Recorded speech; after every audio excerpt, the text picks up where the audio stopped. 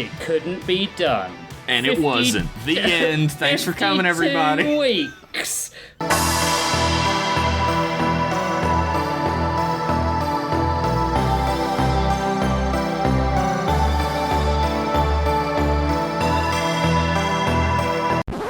"26 stories. He didn't even stop. Over 200 random prompts fed into PromptBot. 6 million ACAB and JK Rowling jokes. 2 billion drag race events outside Josh's window. And, and 0 firings." I'm sorry I talked over most of that. It sounds funny. That's all right. That was good. great. It's good. Why would Those we are do all any actual different? numbers. They are. All leading to the finale of the first season of Storylords. The comedy fiction podcast with 2 prompts, 3 stories, and infinite laughter.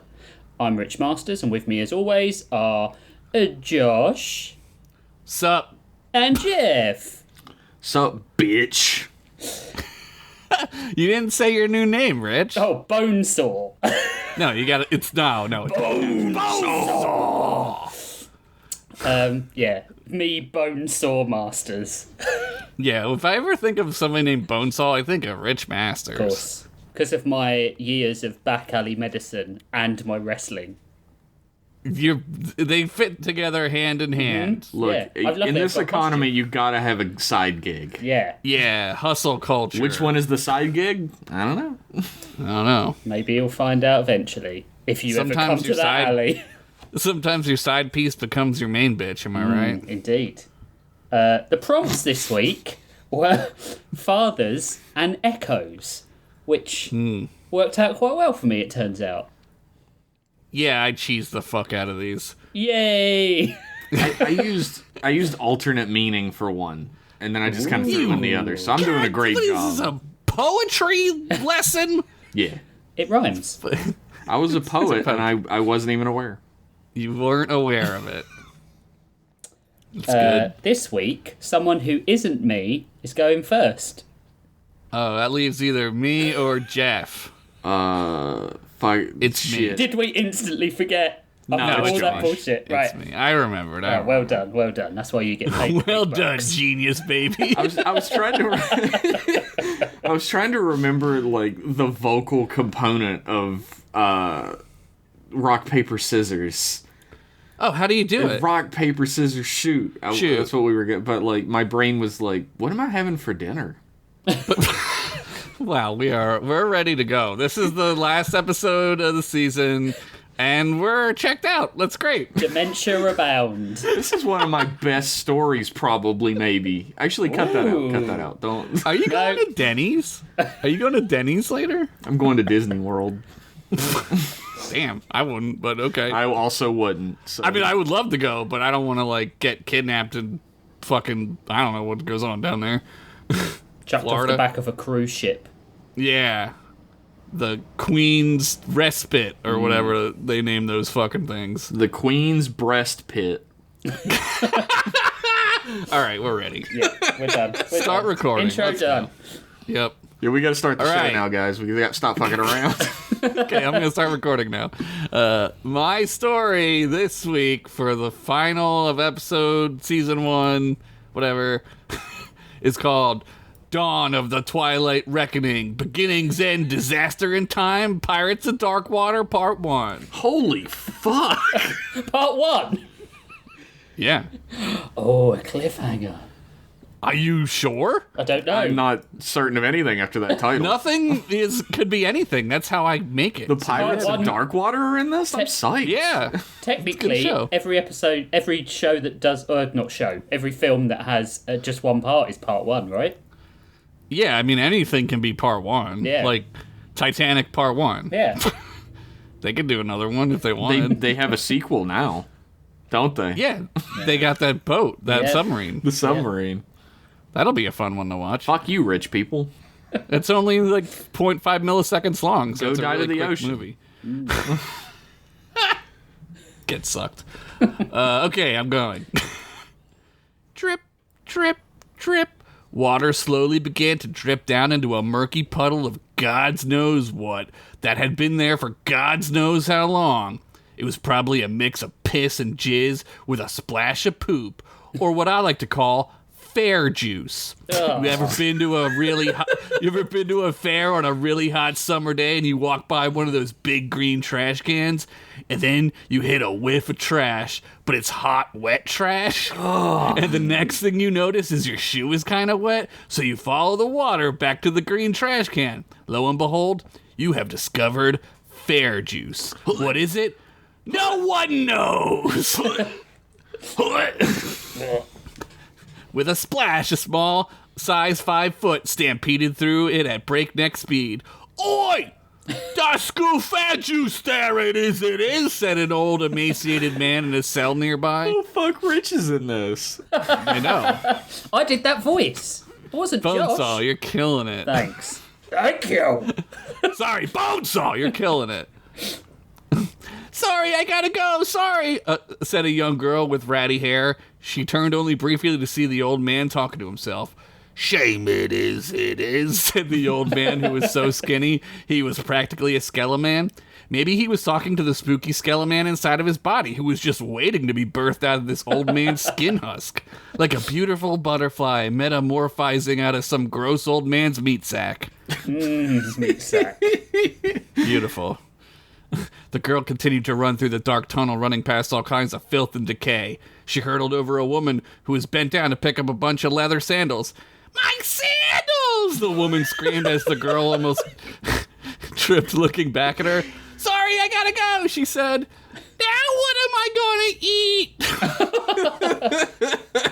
She said disappointedly, as if the sandals falling on the ground made them somehow inedible. Henry! She yelled to her husband. We gotta eat your other testicle tonight! Oh, mamma mia, not again, Henry said, cupping his one remaining nad. Did you write Mamma this mia. after we had our Italian discussion? I've had today? this discussion prior to that with Jeff. We've This comes talked up about- frighteningly often. We talk about Italian language and culture quite often. Yeah, we're a little preoccupied with it. Soon the girl burst through a rickety door in one of the side tunnels, only to be met by a scowling old man tapping his gross old man finger on an old wooden door he was using as a desk. God darn it, Demi, I told you shit, I'm once in that I this. can't... I'm fucking everybody up today. God darn it, Demi, I told you once and I can't believe I have to tell you again, the old man yelled. I know, I'm sorry, Gimble, she said as she immediately began to dust the old shelves full of detritus and dross. That's a word I learned this week. Oh, that's a great word. That's good. It's I didn't think it was real, but it is. It's a crossover word, isn't it, Rich? Yeah, it is indeed. We've got a character called Dross on TTOS. Or we did have. What? Yeah. 'Cause Cool. he's That's useless. cool. Yeah. You cannot be late again, Gimble said, looking down at her as she continued to sweep, as if she hadn't been a half an hour late. The tunnels were full of people, and then I thought I saw a piece of moldy bread, but it turned out it was just a gangrenous foot that someone had left behind, so I thought for a second about eating that, but I mean, hey, meat is meat, you know? Enough! Gimble shouted. As punishment, you will have to... He paused for dramatic effect. Feed the beast. Oh, shit. You gotta narfle the Garthog. Gulp, Demi gulped. But Gimble, I'm not that late. Gimble shushed. Take this bucket full of old gym socks, toenail clippings, used doggy bags, steak fries that clearly aren't edible, a used condom, some kind of green chess piece that has a flared base and looks like one of those Russian buildings at the top.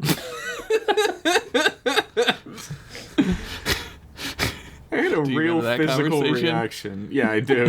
I had a real physical reaction to the I was just like, ugh, until you got to the steak fries and I started nodding. Yep. Yep. Checks out. All right, fine, Demi said, grabbing the rope handle of the bucket. But if I die, I'm gonna haunt you. Ghosts aren't real, Demi. Crazy kid in her imagination. Magic and ghosts, get real, Gimbal said as he began to cut his toenails as Demi walked out of the old rickety door. Demi skipped daintily down a darkened tunnel, then another. Then she slowed her pace Then she slowed her pace as she went down another. Finally, she crept slowly down yet another, and as she neared the dungeons. Just gonna feed the beast and then not die, she said, whispering to herself. All around, the sound of pain and agony echoed through the dungeon's halls. There's your echoes. Hell yeah, ding! Ding. This was no place for a little girl. Hell, this wasn't even a place for a fully grown-ass man who's done a stint in the big house, who got passed around so much his beehole was like if Goatsy had a butt baby with your mama's cavernous, oft-used wang garage. Wang garage. Excellent. That was poetry. No notes. No. All right, see you next season. As she neared a singular wooden door with just one barred window at the top, she tiptoed slowly and carefully. Okay, Mr. the Beast, just gonna bring you some yummy steak fries, she said with a gag. She tiptoed up to the door and raised a heavy bucket above her head to dump its disgusting contents in through the barred window. She hefted the bucket with all of her might until most of its contents spilled out into the cell as the bucket itself fell beside her with a loud wooden clatter. From within the cell, she heard a singular huff, as if a set of massive lungs was breathing out in disgust at probably the steak fries and not the toenails and condoms. I'll eat a condom for a dare, but a steak fry? What am I, some kind of starch vampire? That's Demi fries. Pretty sure we call those Irishmen. Starch vampire. As Demi heard the chuff, she became curious. She stood on her tiptoes to see into the cell's window, but at a staggering 5 foot 3 inches tall, she couldn't quite see over the doorway into the cell itself. She sighed with disappointment. Then, with one last curiosity-fueled burst of strength, she held onto the window frame and pulled her frail and emaciated body up to look into the window. She saw nothing. It was blacker than black, y'all. And I'm black, y'all, because I'm blacker than black and I'm black, y'all. I knew Jeff would like that one. It's a very specific reference for me. It's very specific. I started writing it. I couldn't stop. I was like, okay, this is going in. Hello? She whispered into the darkness. Suddenly, a slash quicker than a blur shot across the barred window. Before pain could even reach her brain, 3 hot scratches began to bleed from her face, just barely missing her left eye, streaking downward to the right. She didn't even feel them as she fell in a panic to the ground and scurried away from the door, butt backwards towards safety. Then, with a single breath from its massive lungs, the beast let out a roar that rattled Demi's eardrums. In a fit of panic, she curled up in a fetal position and covered her face. Streaks of blood covered her arm as she buried her head into them. Then she looked up. In the window, she saw a single yellow eye and a tear dripping from it. She frowned and felt tears well in her own eyes. I'm sorry I scared you, she said genuinely. The eye blinked out and Demi made her way home. There you are, young lady, A-Frame said as Demi strode into their tiny offshoot of her room down in the tunnels. I was worried sick about you, little one. Don't ever do that to me. He stopped suddenly, noticing scratches across her face. Demi tried to hide them and look away, but A-Frame had already grabbed a greasy, dirty rag to clean up the blood. Gimbal made me feed the beast, she said shyly. Gimbal is a pile of jizz that should have ran down his mother's jizz crack, A-Frame said. You're not supposed to say that kind of stuff to kids, A-Frame, Demi said with a smile. Yeah, I'm not your daddy, and Gimbal is the worst scrapper this side of the tunnels. Ding! I hope his peener gets run over by an automaton's roll ball wheel and his balls pop like, well, something that pops real good. I don't know. I'm not good at this stuff. A-Frame said as he turned around and tried to clean off the dirty rag as best as he could. Demi ran up and hugged him. "You're not my dad, but you look out for me," she said. "All right, queen of being late. It's time for bed." The next morning, Demi woke up to A-Frame whistling some long-forgotten tune that nobody knew where it came from. Then he started to sing, "Don't stop believing." He belted out and then went back to humming since Demi didn't think he knew what any of the other words were. Well, also, that's where that song peaks, and it doesn't get any better. That's it, yeah. That's the words. What am I saying? Where am I? Okay. Oh, you're reading a story on the podcast. Oh, is that what I'm doing? I thought we were going to Denny's. Dementia's kicked in again. God damn, it's so fucking hot. My brain is melting. Once a chair he was sitting in. Wow, I don't even know what I was trying to say. He's sitting in a chair stitching something together. I don't know what the sentence is, so that's what's happening. You got it, buddy. You got it. We're 26 episodes in. I can picture it. This is why we got a break next week, guys. God damn. "Demi, good morning. Come in here. I have a gift for you," he said. Demi walked closer to him. In his hand, she saw a stitched together old sack that said potatoes on it, and it was fashioned into a cloak. "Here, this'll keep you safe from any beast," he said with a laugh. Demi held onto it and smelled it. Its rough burlap itched against her face, and it smelled like summer camp if she had known what that was. She loved it instantly. It won't protect her from a starch vampire, though. No, it will not. "Thank you, A-Frame," she said as she hugged him. "All right, now get going. You're going to be late again for your shift." A-Frame shooed her out the door. As Demi made her way through the tunnels, a speaker boomed overhead and throughout the tunnels. "All gold milkers report to milking stations. Regurgitation will commence in 3 standard units," a robot and familiar voice said. "Failure to regurgitate daily quotas will be met with penalties."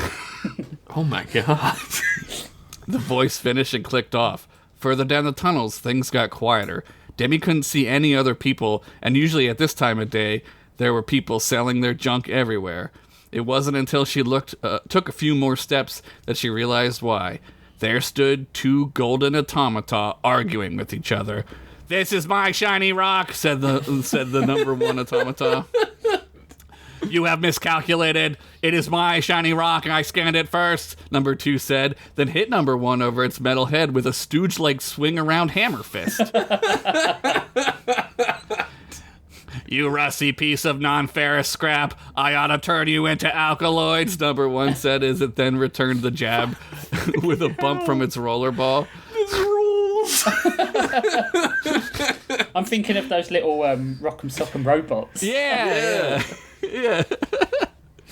Demi hid behind a corner and peered around it. She giggled as the 2 golden robots clanked and swatted at each other. She saw with her right eye that during this slapstick clinic, the one had dropped the shiny stone. As the 2 clanged and boinked and zatted against each other, the red stone rolled toward Demi. She looked back at the automaton to see if they had noticed and quickly grabbed the stone. But when she picked it up, it was light. She looked at it, puzzled. It had a stick on top of it? She smelled it. It smelled good? "What the fart?" she said. She went to bite it to see if it was valuable, and to her surprise, her teeth sunk right into its red, juicy meat? No, it was sweet. Her eyes lit up as she took another bite and savored the deliciousness of its cool, sweet juice as it ran down into her growling stomach. Then, as if snapping out of a trance, she perked up and looked around. Nobody had seen her take this red thing. She quickly covered it in her apron and snuck away. "God dang it, Demi, you're late again," Gimbal said as he was reading an old book upside down. "You know what that means, don't you, young lady?" he said, tapping the bucket she had used just the day before with his old wrinkly foot. Demi rolled her eyes and drug herself over to the bucket, lifting it up, expecting it to be empty, but instead seeing its contents were again full of toenails and just plain gross-ass shit. "What the hell, Gimbal?" she finally snapped. "How is this bucket full of toenails again? Where are they coming from? Is this the same bucket? Do you have, just stores of toenail clippings that you feed the beast with?" Demi looked down at his feet and saw that There was literally no way those toenails were Gimble's, considering his yellow-ass, fungus-filled nails were nearly curled around each one of his 1, 2, 3, 4, 5, 8 toes. 8 toes? What the fuck? Mamma mia, Gimble, Demi said, lugging the bucket out the shop door. Of all the ducks and ass sons of bitch, the door slammed behind her as she left. Again, she crept her way down into the dungeon, where this time she was even more careful not to make a sound. After yesterday's run-in with the beast, she did not want another set of scars, although she thought they probably made her look cool, like a hero adventurer. Too bad there weren't any of them around. Your imagination's gonna get you in trouble, and so is all this talk of wizards and magic and swashbuckling, she said quietly to herself, imitating Gimble. 8-toed bitch, she thought to herself. I wrote, 8-toed bitch, she thought to herself, PG-13ly. What the fuck does that mean? That's genius. It's good. It's good. It's something. Wow. Can't you get one curse in a PG-13? You get one fuck. You can say shit on You can your say wall. shit a million times. You've broken that. You've broken that contract. Yeah, I broke it. It's hard. It's hard. It might be X. I don't know. When she reached the door that she had been to yesterday, she again spoke quietly to the beast. I'm just here to feed you, Mr. the Beast. Again, please don't slash my face off or kill and eat my fluids, please, she pleaded. She looked once again down into the bucket. Not even anything named the Beast should have to eat this slop. Then she remembered the red stone. She dropped the bucket, spilling steak fries every which way, and hurriedly unwrapped the part of the raggedy-ass apron that hid the red thing. She held it up to the torchlight. Its skin glowed and shone brightly, reflecting light. She smelled the sweet scent of the thing and contemplated eating the whole thing in one bite, as it was more food than she had seen in a TikTok. I was watching Demolition Man. But no, she held the stone up to the window and said, "Here, Mr. the Beast, this is some actual good food." She waved the thing around until a single giant paw with metallic claws reached out and gently grabbed the stone.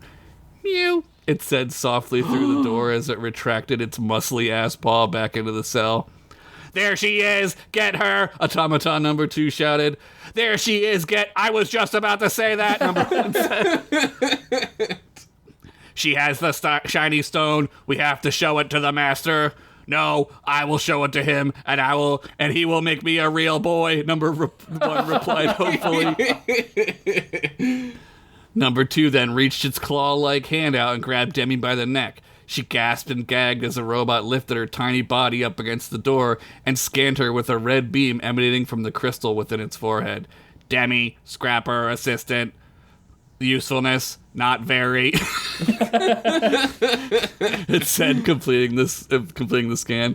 Termination advised. The automata then used its other arm to staple Demi's body, arms and legs to the wooden door. The gold staples were the size and thickness of javelins as they pierced through the door behind Demi, pinning her in place. She let out a scream as the automata began to make their crystals glow. Disintegration in 3, 2... But they never reached 1 as a giant paw shot through the barred window and grabbed the first robot's face with his metallic-covered claws. The arm flexed and popped the bars out of place, bending them to its will like butter on your mama's hot lap beef on a 90-degree August night. Lap beef. Jesus. That's disgusting. Who writes this? That's going to fucked cause some up. sort of yeast infection. Yeah, don't put butter there. Then I wrote, hot lap beef on a 90-degree August night. That's about 32 degrees for you Celsius fucks. Thank you, I appreciate that. There you go. The giant paw then squeezed, its metal claws ripping through the gold casing of the robot. Sparks and wires zidded and zadded as shorts and connections were broken. That's where my brain lives, the automata shouted, and then powered down forever. The paw then pulled the crystal back into the cell with a single and with a single explosion blew the lock off the door. This also caused the door to destabilize, and Demi fell to the ground as she hurriedly tried to get the gold rods off from around herself. There, in the now destroyed doorway, stood a 7-foot-tall, ripped-as-fuck cat. He roared in anger and showed his fangs. Behind him, a mace for a tail swooshed around like all pissed-off cats do. "Oh, shit," Demi started, but then was interrupted by another automata. "Oh, shit," he said, spinning on his ball wheel, but it was too late. The buff cat had grabbed its neck and lifted it off the ground as its ball wheel spun out in place and made cartoony wheel screech sound effects. Skirt, skirt, skirt, like that. You get it? As the buff cat lifted up, it began to scream, "I do not wish to be a real boy. I do not wish to be a real boy. If this is what pain is, I do not wish to feel feelings." And then Buff Cat suplexed the robot back into the cell. Before the robot even knew what happened, he was again lifted into the air, this time by both the beast's enormous claws, gripping the top of its brain case. With a single tear, the beast ripped the robot in twain. Its parts spilled out onto the stone floor and clanged around like a kid dumping his Hot Wheels out onto the living room floor on a Saturday morning. Wholesome. I used to do that. I used to have joy. Oh, no. "Wow, you're strong," Demi said, coming into the cell. Buff Cat looked down and saw the golden staple javelin strewn about. He also saw a tiny, skinny little girl who looked like she hadn't eaten in weeks, but around her neck was a cloak. Buff Cat smiled. "Mew," he said. "Me? I'm not an adventurer. I'm just a scrapper. I never seen anything like you before, though. You some kind of strong feline? Are there more of you? Where do you come from? Do you know any of the thing? Do you know what that thing is I gave you?" She stopped cold as she looked around the cell. All around were mathematical formulae, phrases, words and languages Demi didn't recognize from any of Gimbel's nudie mags. She read one she could barely understand. "All Mew and no Mew make Mew Mew a dull Mew," she read softly. Buff Cat was fast at work at shaping the golden staples into a sort of a hodgepodge long spear. He held out his giant fluffy paw and handed Demi a single straightened out staple. "Mew," he said, gesturing for her to take it. As she held it, she looked at it like Babe Ruth had just given her a soccer ball signed by Bo Jackson with Michael Jordan's favorite Sharpie. "Mew," Buff Cat said, pointing to the crude scratching on the wall. It was some kind of pedestal. Demi had seen one before down in the depths, but rumor had it that the master had it moved to the temple in the above. "I know where that is," she said excitedly, "but we can't get to it or we'll die." "Mew," Buff Cat said. "Yeah, it's in the above. We're not allowed up there, and anyone who goes up there never comes back. A-Frame told me he saw it once, but..." "A-Frame!" Demi realized that if they knew where to find her here, they could have found her at home. She ran quickly out the cell door as Buff Cat followed behind. Demi burst through the rickety door into the single stone room to see nothing but a pile of ash sitting in the middle of the floor. No. She ran over to it, falling to her knees. She grabbed at the dust, picking it up as if she could piece the parts back together with sheer force of will. As if she could reform the jigsaw puzzle of her friend's destroyed life. She cried into the ash, making her hands dark with soot. Buff Cat knelt beside her and put a single paw on her shoulder. "Mew," he said softly. "Yeah, I'm sorry too. He wasn't my father," she explained, "but he was even better than any father. He let me curse," she said, crying into a small laugh. And then something inside of her shifted, like a gear shifting into high gear. She looked down at her hands covered in the soot of her dead friend. She took her 3 fingers of her right hand and smeared the ash over the scars on her face, creating 3 dark lines. War paint. She turned to Buff Cat and simply said, "Let's get the fuck out of here." As they made their way through the tunnels, alarms of all sorts blared. Over the loudspeaker, warnings were issued.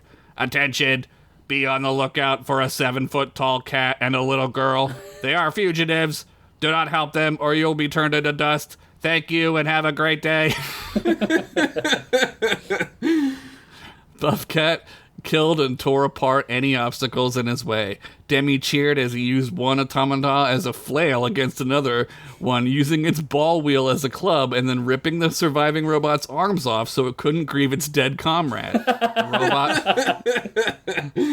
The robot would later retire and have vivid robot nightmares about his dead partner, but little did he know that his partner was banging his robot wife, and he probably deserved to die. And he was only 3 days from retirement. I'm only 3 days from retirement. Then I'll be a real boy. Soon the pair reached a hatch that led to the above. "This is the way up," she said with a nervous stutter. "Mew, mew, mew, mew," Buffcat reassured her. Then he then gripped the giant wheelie opener thing that safes have and lifted the metal hatch. It's a tumbler. What the fuck those are called. Is that what it's called? A tumbler? Yeah. I thought that was what you made like gimlets out of. Gimlies? What are those drinks? Gimli, son of Gloin? I have Gimli, no son of idea. Gloins?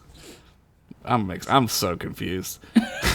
Above, a blast of hot, spicy air hit Demi's face. Sand blasted her cheeks, and she was sure that it took a few freckles off. She squinted as the brightest light she had ever seen burned into her not oft-used retinas. She shielded her eyes with her hand and then slowly became acclimated to the light. All around she saw red. The sky was red, the sand was red. In the distance, giant mechanical walking automata scoured the wasteland, hitting rocks with red scanning beams. Above her, she saw asteroids floating in the sky freely, as if they were placed there by some great hand. "Whoa," she said, mouth agape, as she looked straight up. "Mew, mew," Buffcat pointed toward a ruined building. It was the only structure that either of them could see. Buffcat was pretty sure that this was the only structure left on this plane of existence. Both hurriedly ran toward the ancient stone-looking megalithic structure. It looked closer than it was since it was so massive. Just like when you put a side view... I forgot I wrote this. Just like when you put a side view mirror next to my dick. Objects in the mirror may be closer than they appear, bitch. Now get that mirror out of here. Are we gonna fuck? Why you bringing a mirror to fuck anyway? You wild-ass, filthy-ass hoe? Shit! Wow. Panting, both companions reached the empty cavernous room. There in the middle stood the object that Buffcat had drawn into his cell wall. "There it is," Demi shouted as she started to run toward it. "What do you think it is?" "Mew," Buffcat said curtly. A portal? To where?" she asked, running her hand over her surface. "Mew, mew." Suddenly, a great rumble rattled through the entire temple. Buffcat reached out to hold Demi up as she fell backward. Both struggled to keep their feet under them. A red magical haze filled the entirety of the temple, followed by runic crimson magic that swirled around. Then, from the ground, bubbled gold. Pure gold. It pooled together like the tar monster that killed Tasha Yar. Slowly it rose up and formed the shape of shoulders, and then a head, and then legs, complete with feet to carry it forward. And forward it walked, stepping out of its own pool of creation. "You," it said in a soft, gentle voice. There it stood, a slender and muscular golden Adonis, pure butt-ass nude. Did he have the cum gutters? Oh, yeah, yes. You know it. Golden cum gutters. Fucking, yeah, man. I'm gonna get too horny for the reading. So. Its face entirely too human, and his donger entirely too big for my liking. I mean, he could try to fit that thing in my beehole, but I assure you, I will not enjoy it for 1 second. In fact, he should try it. I'll prove it to you how much I hate it. Go on, stick that in there and see how much my innocent, completely heterosexual butthole hates this golden god's giant blacked.com sized penis.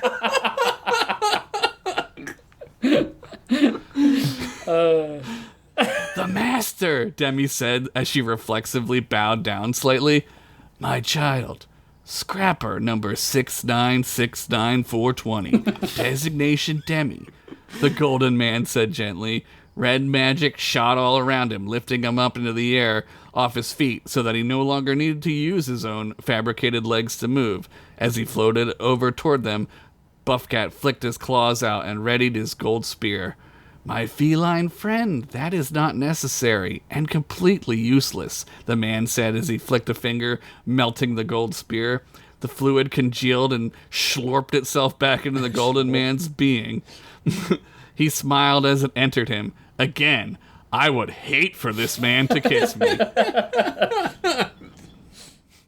Demi looked over to see her spear was unaffected, but she instantly dropped it out of fear. It clanged to the ground, causing the golden man to look over at her. She hurriedly picked up the spear and held it out toward the golden man. "Very brave, little one," he said, smiling, "but you have broken the rules. Not only that, but you have entered my sacred temple. So if it's nothing to you, I will be killing you now." "Meow!" Buffcat shouted as he placed his hand onto the altar, causing it to glow red and start up with a thrum. You know how to use this device," the golden man said, almost surprised, like as if he couldn't even believe how he was saying the words. This creature was never surprised. He laughed a bit at this new sensation, called surprise. "Don't touch my friend," Demi shouted as she held up the spear again. "We're taking this portal out of here." "A portal? Yes, of course that's what this is. It has resisted my dark magic for eons, always defying my endless curiosity, always leaving me with questions, always cock-blocking me, if you will. I kept it around because it fascinates me. But a portal? Oh, to where, I wonder? Or to when?" With that, the golden man lunged forward and grabbed Buffcat around the neck, holding him up like Buffcat had done with the drone back in the dungeon. "No!" Demi shouted as I hit the microphone. "No!" Demi shouted as she pounded her fist against the golden god's leg, but it was like throwing your gun at Superman's dick. The golden man laughed and shoved Demi aside like the trash that she scavenged for. She hit the stones with a thud. By now, the machine was whirring loudly. Around the circled pedestal, red runes of power hummed to life. Each was a different symbol, and one of them was the cool S? I guess where that comes from. I guess that's where that comes from, then. Damn, the mystery solved. Solved. Demi felt the tears well in her eyes as she watched her new friend's life being drained from him. Then she felt the click inside of her brain again. She gritted her teeth and grabbed the golden staple spear. With all of her strength, she pulled herself up and gripped the heavy gold object tighter and tighter. She gripped so tightly she felt like she could break it in two. Slowly, the bar got lighter and lighter, and colder and colder. Demi used her fear and pain, and the spear got lighter and lighter. She saw Buffcat's face struggle and gasp for one last taste of air. Then, with a scream, she plunged the spear into the gold man's thigh. With a scream, he immediately dropped Buffcat as his body rolled into the center of the now fully powered pedestal. Demi shielded her eyes as she ran over to check on her new friend. He was unconscious. As she looked back, she could see the spear sticking out of the man's leg. But where it was once gold, it was now frozen into a fiery, icy blue pike. The man howled as his arms flailed, turning back into liquid gold. His body split and morphed around itself like Alex Mack on bath salts. It squealed and hissed a bit. It squealed and hissed and bit and spit. It yelled and howled and growled and moaned. Its legs turned into spikes, then two more spikes, then two more, and so on.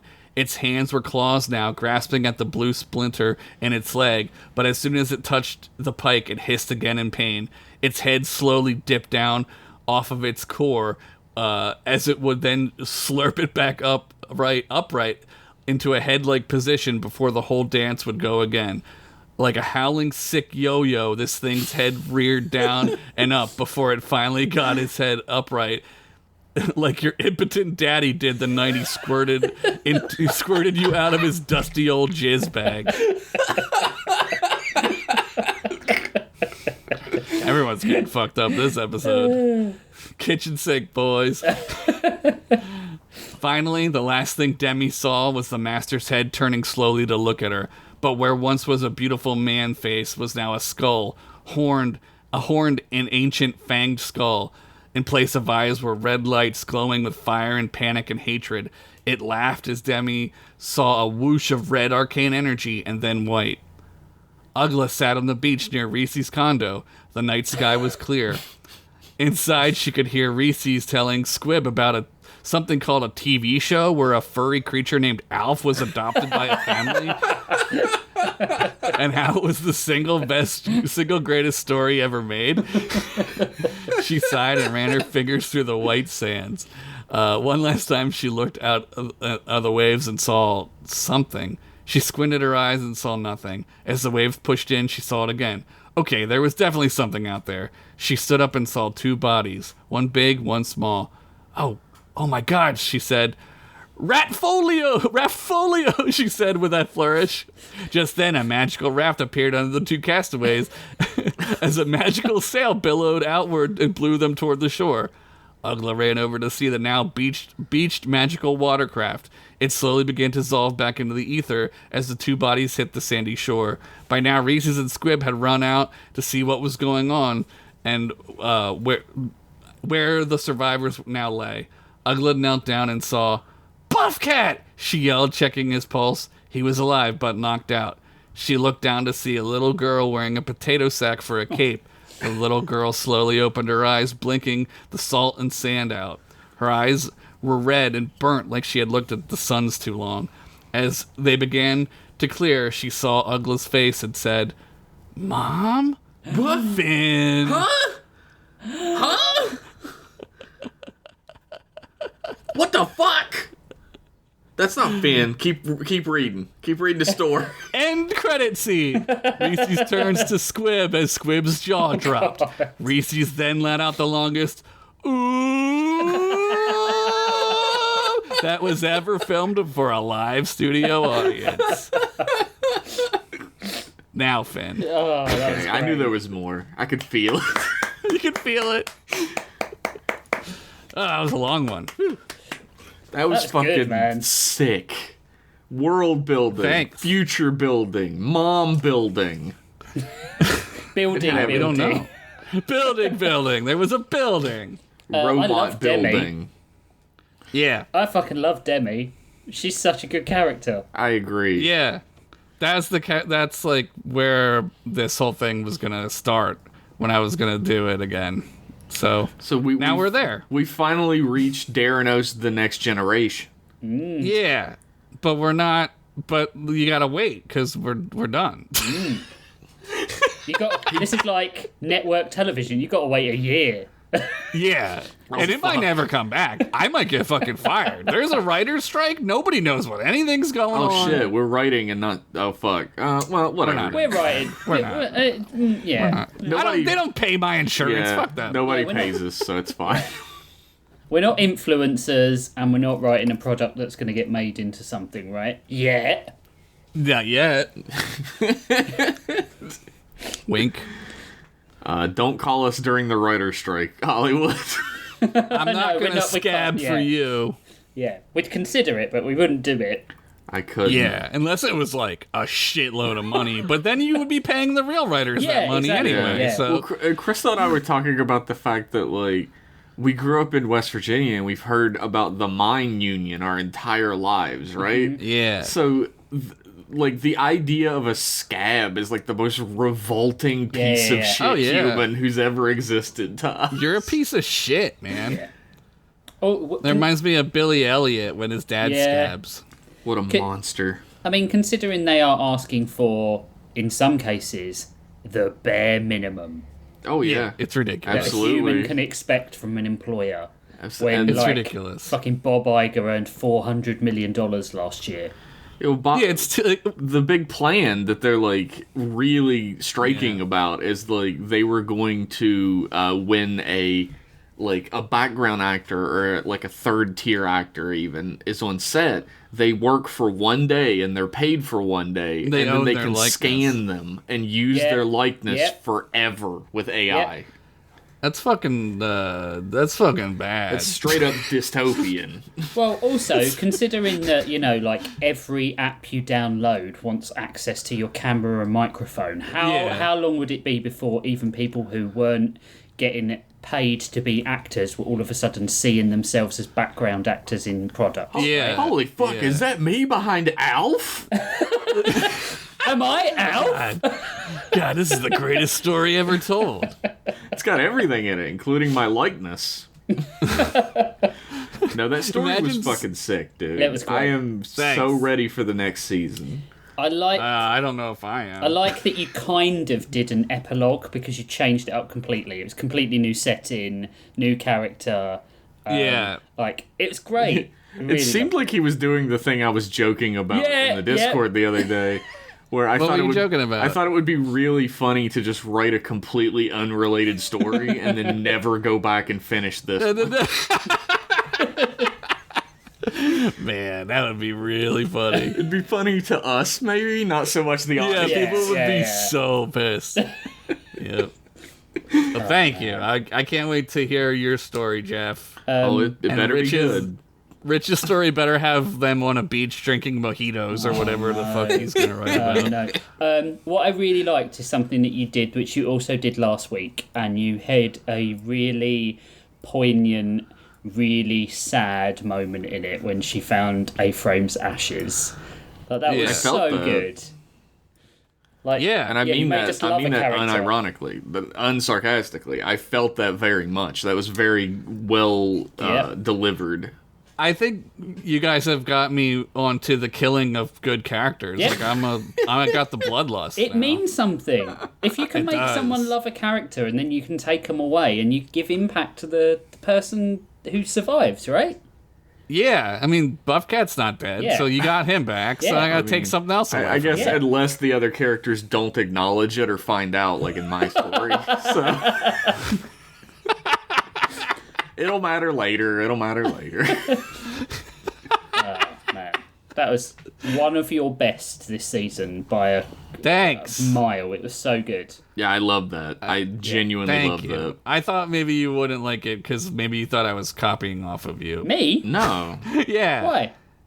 Well, he's not like a technomancer. Oh, He's but like when you said he had chrome, like gold chrome horns Yeah. and stuff, I was like, oh, great. I didn't think. I was like, That's oh my god, well, the you're Technomancer's not gonna here use now? him anymore.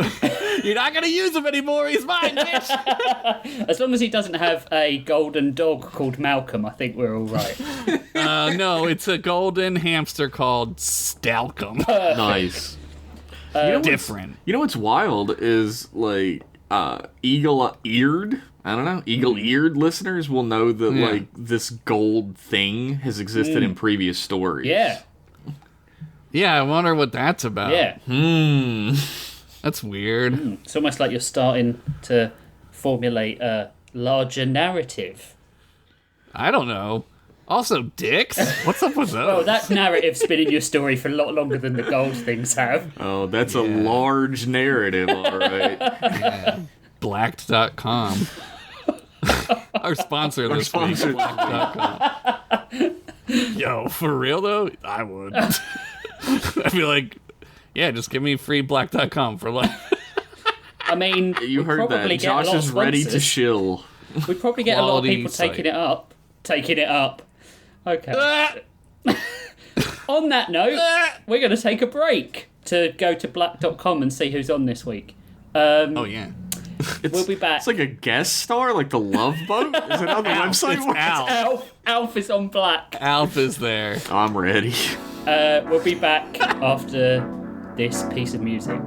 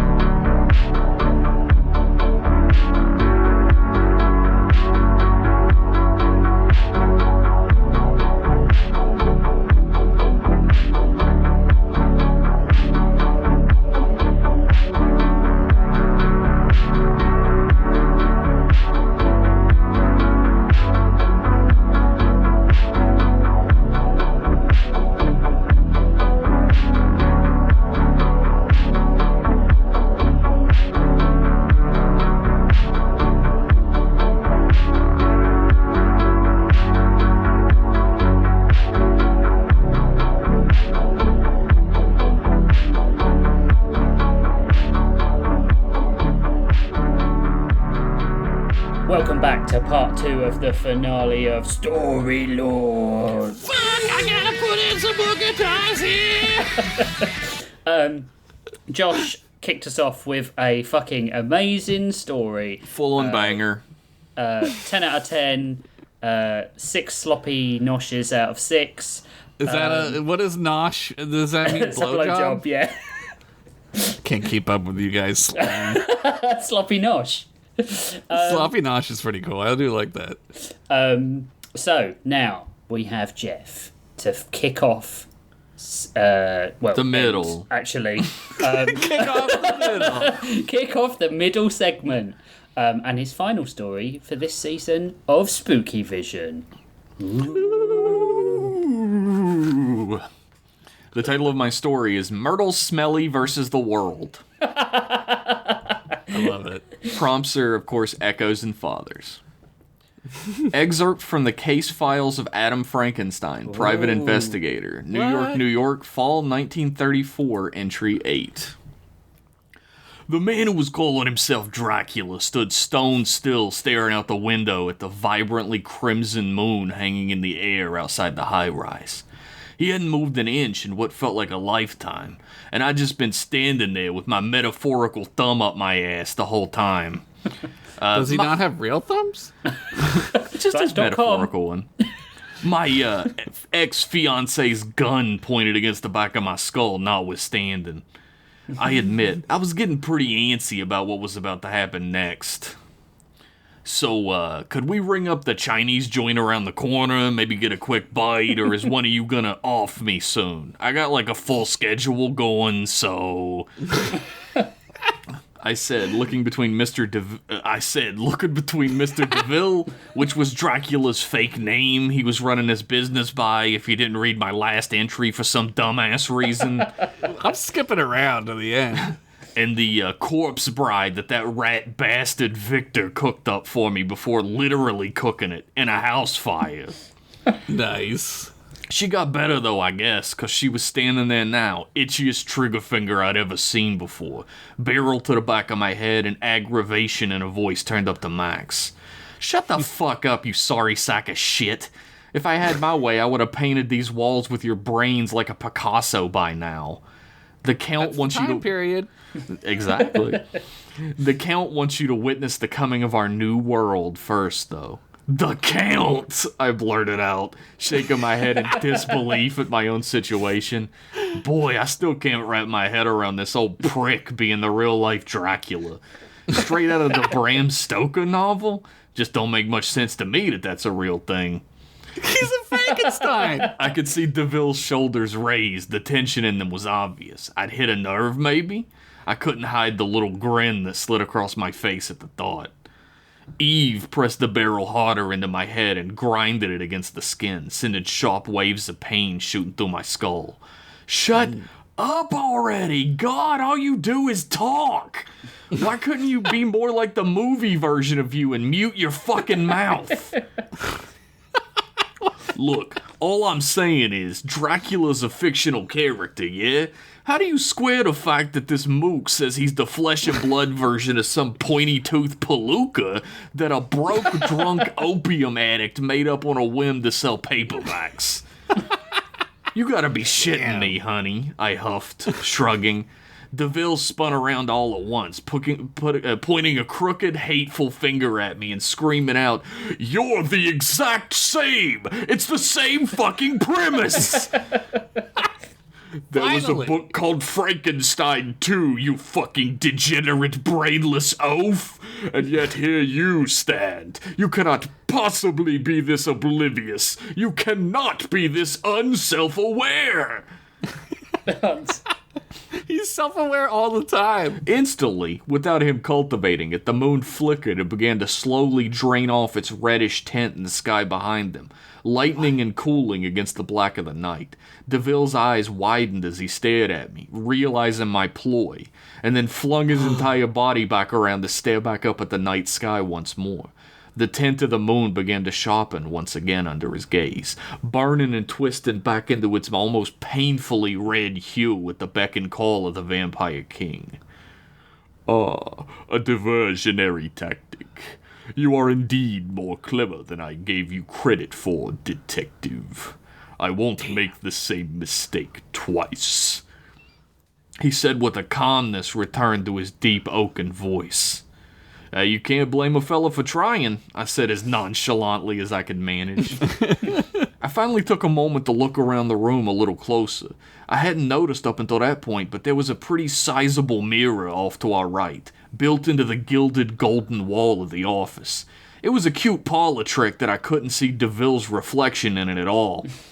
But I did see a pretty clear view of Eve standing behind me holding the gun. I'd keep that in mind moving forward. Okay, noted. Kayla S. Hunter, her teaching assistant Myrtle Smelly, and the last man she'd ever want to have to share a tent with in her entire life, Pavlov Flinch, had managed to make it across the town of Whitesville, Connecticut, undetected thus far.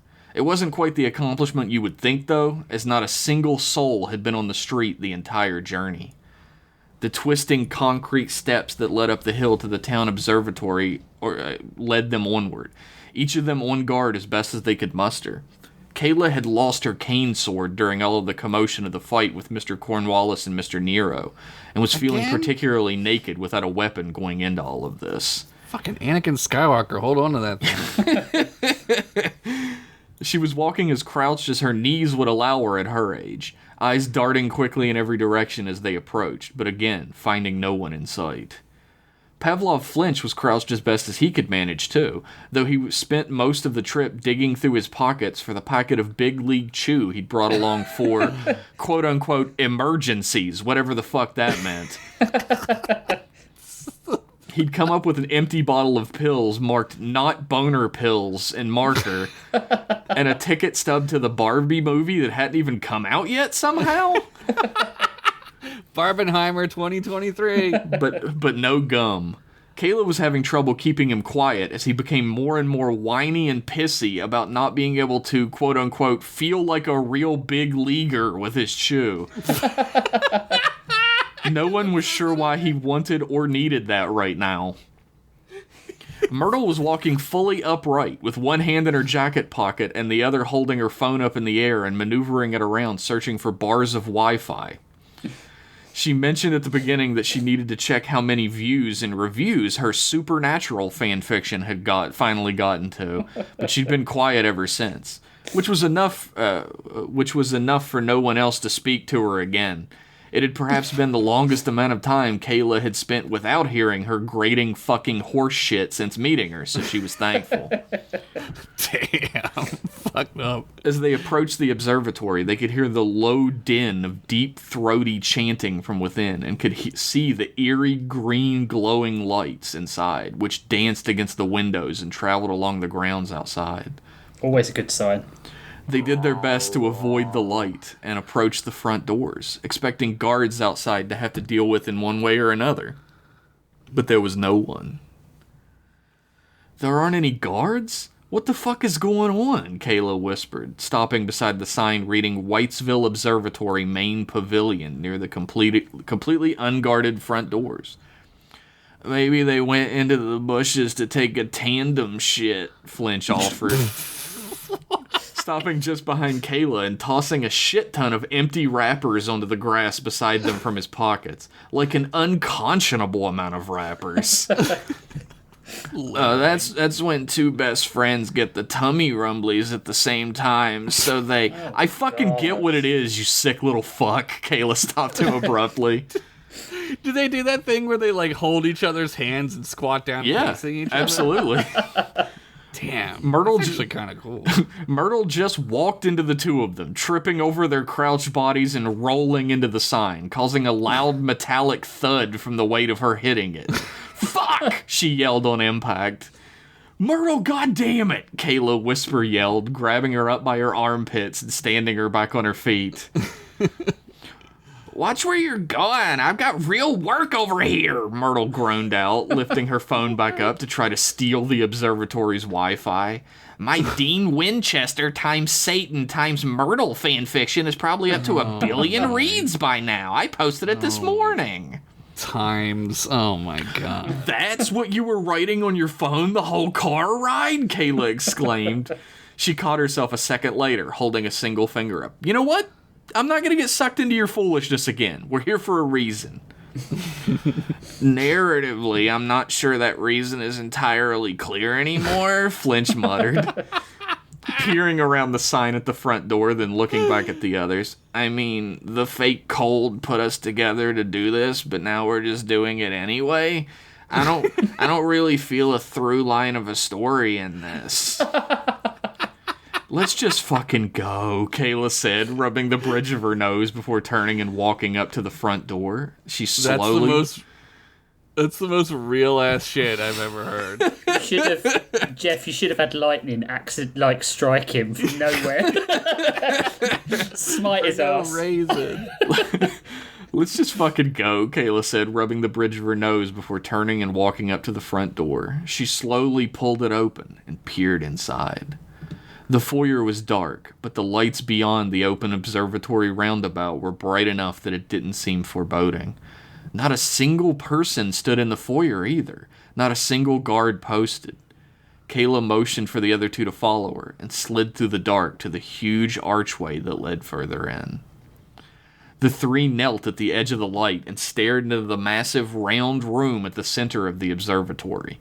All the museum-style exhibits and cases had been pushed back against the walls, creating a massive open space which was populated by literally hundreds of people, standing shoulder to shoulder like sardines packed in a tin, staring stock forward to the center of the room in their red and white robes, each one adorned on its hood by a strange, jagged symbol of an eye. The room was split in two, straight down the middle, by a long carpeted walkway with no one standing upon it. It had been laid down haphazardly to lead from the entrance all the way to the raised platform at the center of the room. There one was meant to look into the eyeglass of the incredibly massive telescope which dominated the space above, and out of the split ceiling in the air. Every fifth or sixth robed cultist held in their hands a green glass lantern with a flickering candle inside of it, the green reflection of the lights dancing around the room even as they all stood perfectly still, humming and chanting a deep poem lost to the ages. I already want to join this cult, Jeff. Stop making it cooler. It sounds so rad, doesn't it? The poem is in brightest day, in blackest night. Right.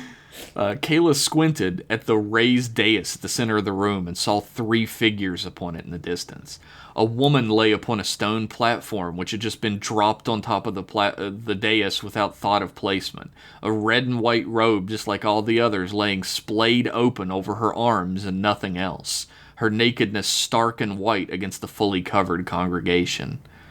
Another woman stood to the side, holding one of the strange lamps, but this one with a crystalline red glass over it, burning brighter than all the rest, her body fully covered in the cloth. We're about to get another Black.com reference, aren't we? Oh, please, yes. And standing in the center, a tall, thin man with all the same robed eeriness, but with the added spectacle of a hideous, semi-living mask plastered over his face. The strange black flesh of it pulsed, flaking gold off like old skin, and an oozing purple liquid slowly poured from the mask's blank black eye holes and twisted, empty mouth and nostrils. Kayla was about to turn to speak to her friends wouldn't be the right word. Enemies was closer, but it didn't make sense why they'd be working together then. Frenemies? God, she hated that term. Yeah. People seemed like a stretch, considering one of them was a walking corpse and the other was, well, Pavlov Flinch. Let's just say compatriots. She was about to turn to speak to her compatriots when the heavy wooden double doors they had opened to enter slammed violently shut behind them. Kayla, Myrtle, and Flinch all turned, surprised into action at the boomingly loud sound of the doors shutting, and then quickly looked back into the room, hoping beyond hope that no one had heard that above the deafening din of chanting and humming. But every set of eyes in the massive room were now upon them.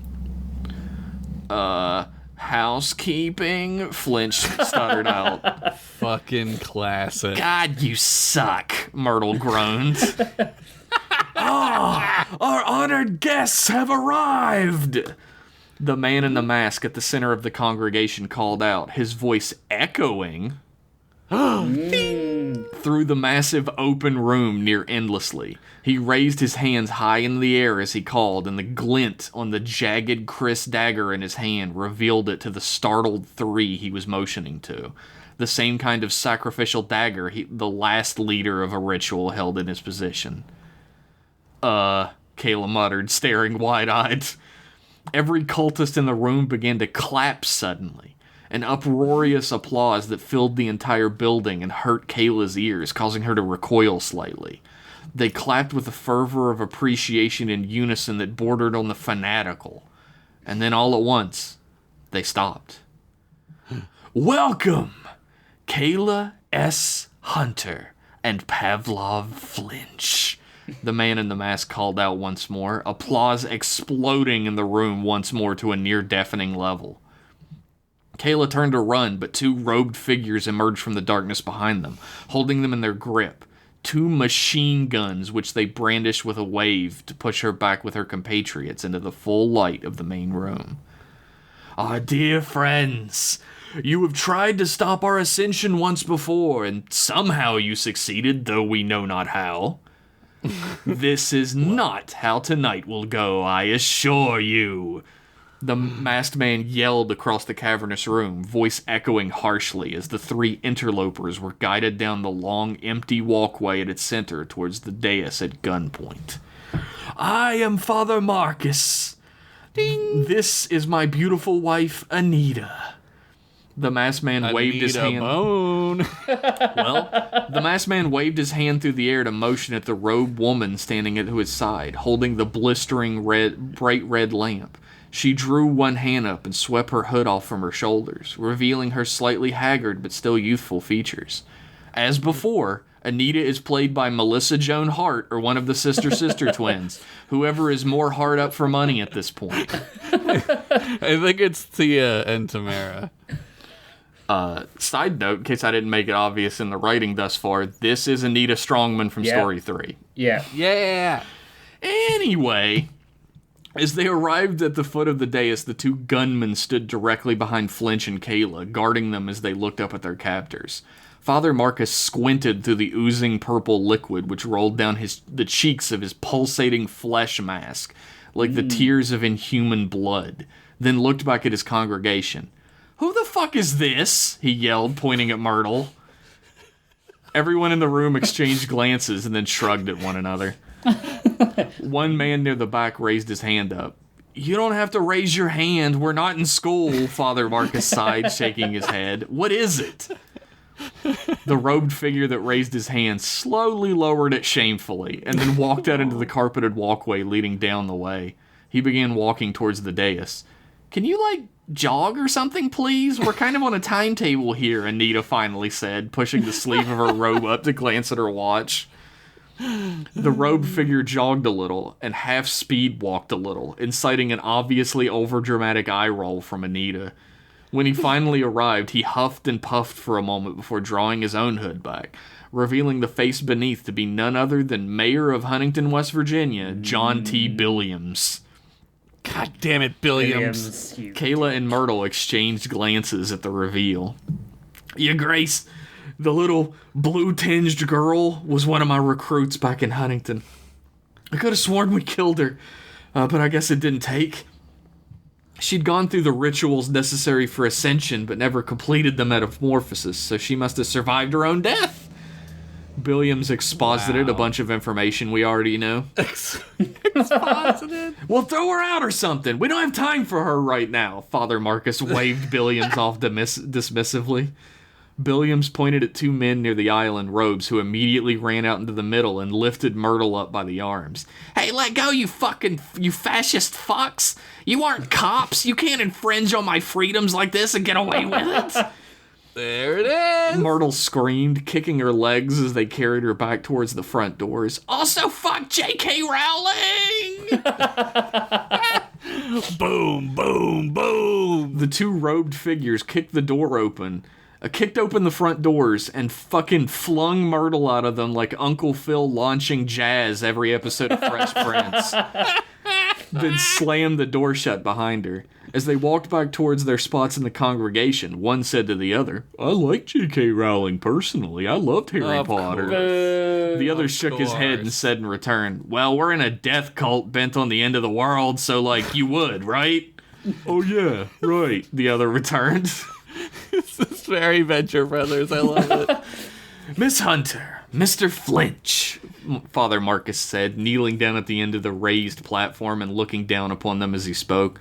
We are, all of us, here to ascend, to become our true selves.